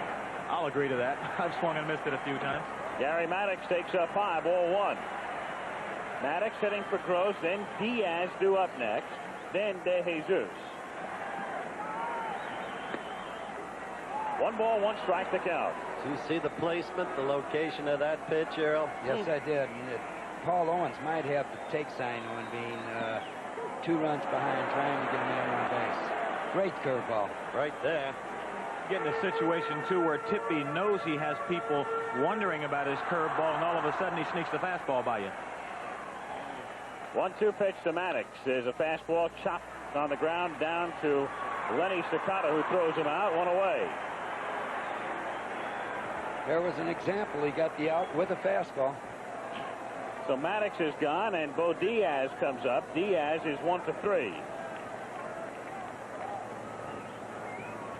Ozzie Virgil has come out of the dugout. Actually, De Jesus will be next, and then they're thinking about Virgil if they prolong the inning and get to the pitcher's spot.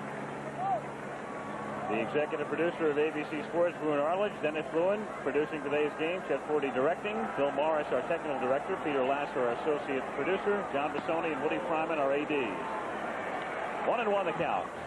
There was that curveball one more time, and Tippy will stay with it. You see it go down. Oh. Line drive, and Sakata can't grab it. It's a base hit into right field, and so the Phillies will get the tying run to the plate. Bo Diaz having a fine series. He's at first base. Let's see, will the Phillies run for him now? And they will, yes. Bob Dernier, who has great speed, led the team in steals this season, comes in. He's not coming in to steal right now, obviously. He's coming in because they want the fastest man they can get at first base in this situation. No, whenever I've played and come to the plate in this situation, whether I played for Earl or Dick Hauser, no matter who the fellow was, or Gene Mock, they were very interested in getting the tying run to the plate. So the opportunity now presents itself where the manager is comfortable now. He's got a chance to win or tie his game. Yes, he does. De Jesus at the plate. Looks at a strike. Yep. And the count is 0-1. Not really a long ball threat, but he's come through once in a while. They're near at first base.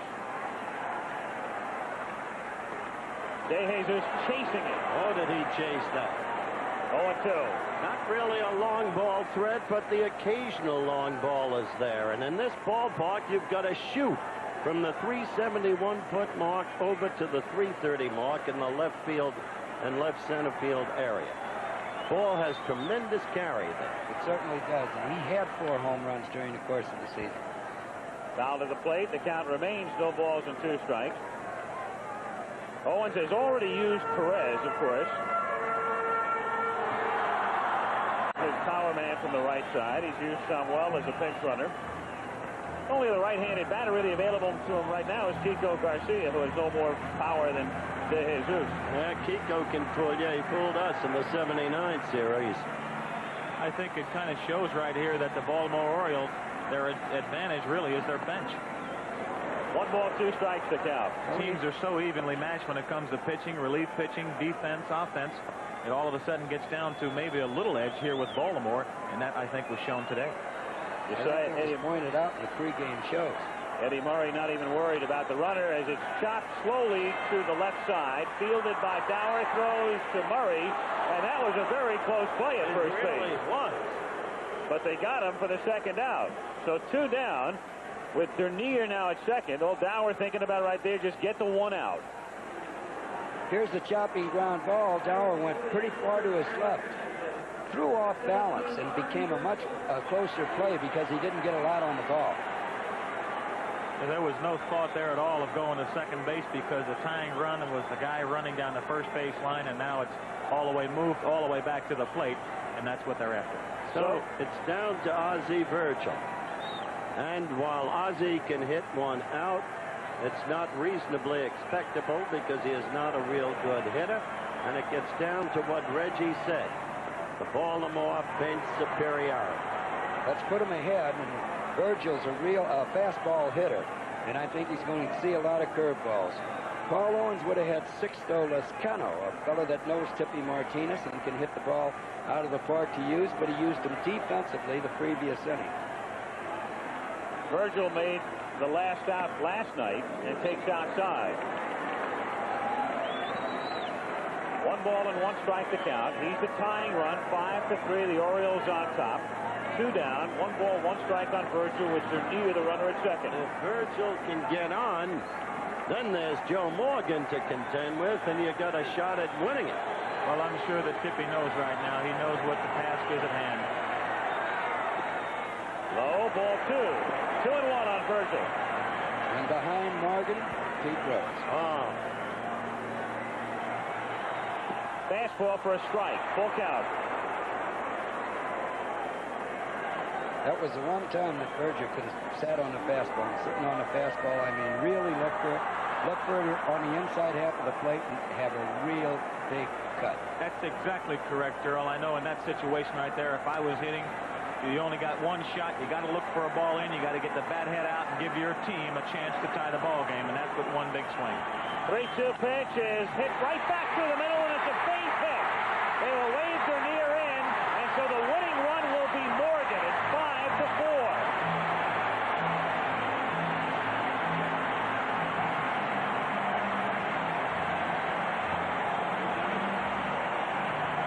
He came right back with another fastball. Virgil was ready for it this time. It wasn't the same type of pitch that could be hit out of the park. It was on the outside half of the plate, and Virgil had to go up the middle, but he kept the rally alive. You're going to tell me this is intention? Joe Morgan, who is 0 for 4 today, 4 for 15 in the series, who has hit 2 home runs in the series, both off left-handers, is the winning run. First run scored off the Baltimore relievers in this series. You saw the time called by Frank Bully. Crowd is going crazy. They've seen the Phillies respond in situations like this before. Morgan won't give any ground, as you have seen, against any left-handed pitcher. Everybody is standing at the vet. A strike. 0-1. Seem to be standing there measuring that curveball. Tippy knows that he hit Scott McGregor's curveball out the ballpark.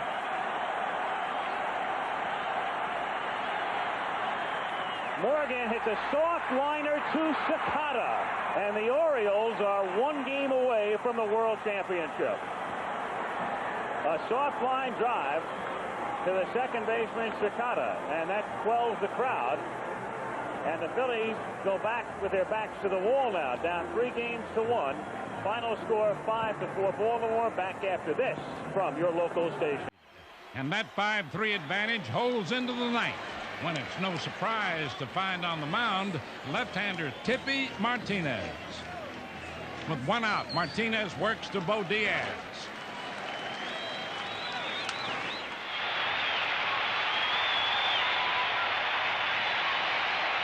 Once again, the wheels are turning. Paul Owens sends in fleet-footed Bob Dernier to pinch run for Diaz. Soon an infield out advances Dernier to second, and Owens sends up Ozzie Virgil.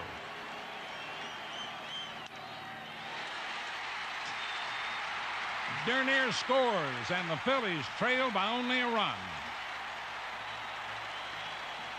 Tippy Martinez knows the situation. 2 out in the 9th. The potential tying run on first. And now Joe Morgan at the plate. Len Sakata is there. And the Orioles take it 5-4 as Martinez posts his second save. Winning 3 games by a combined margin of just 5 runs, The Orioles are now only one victory away from a world championship.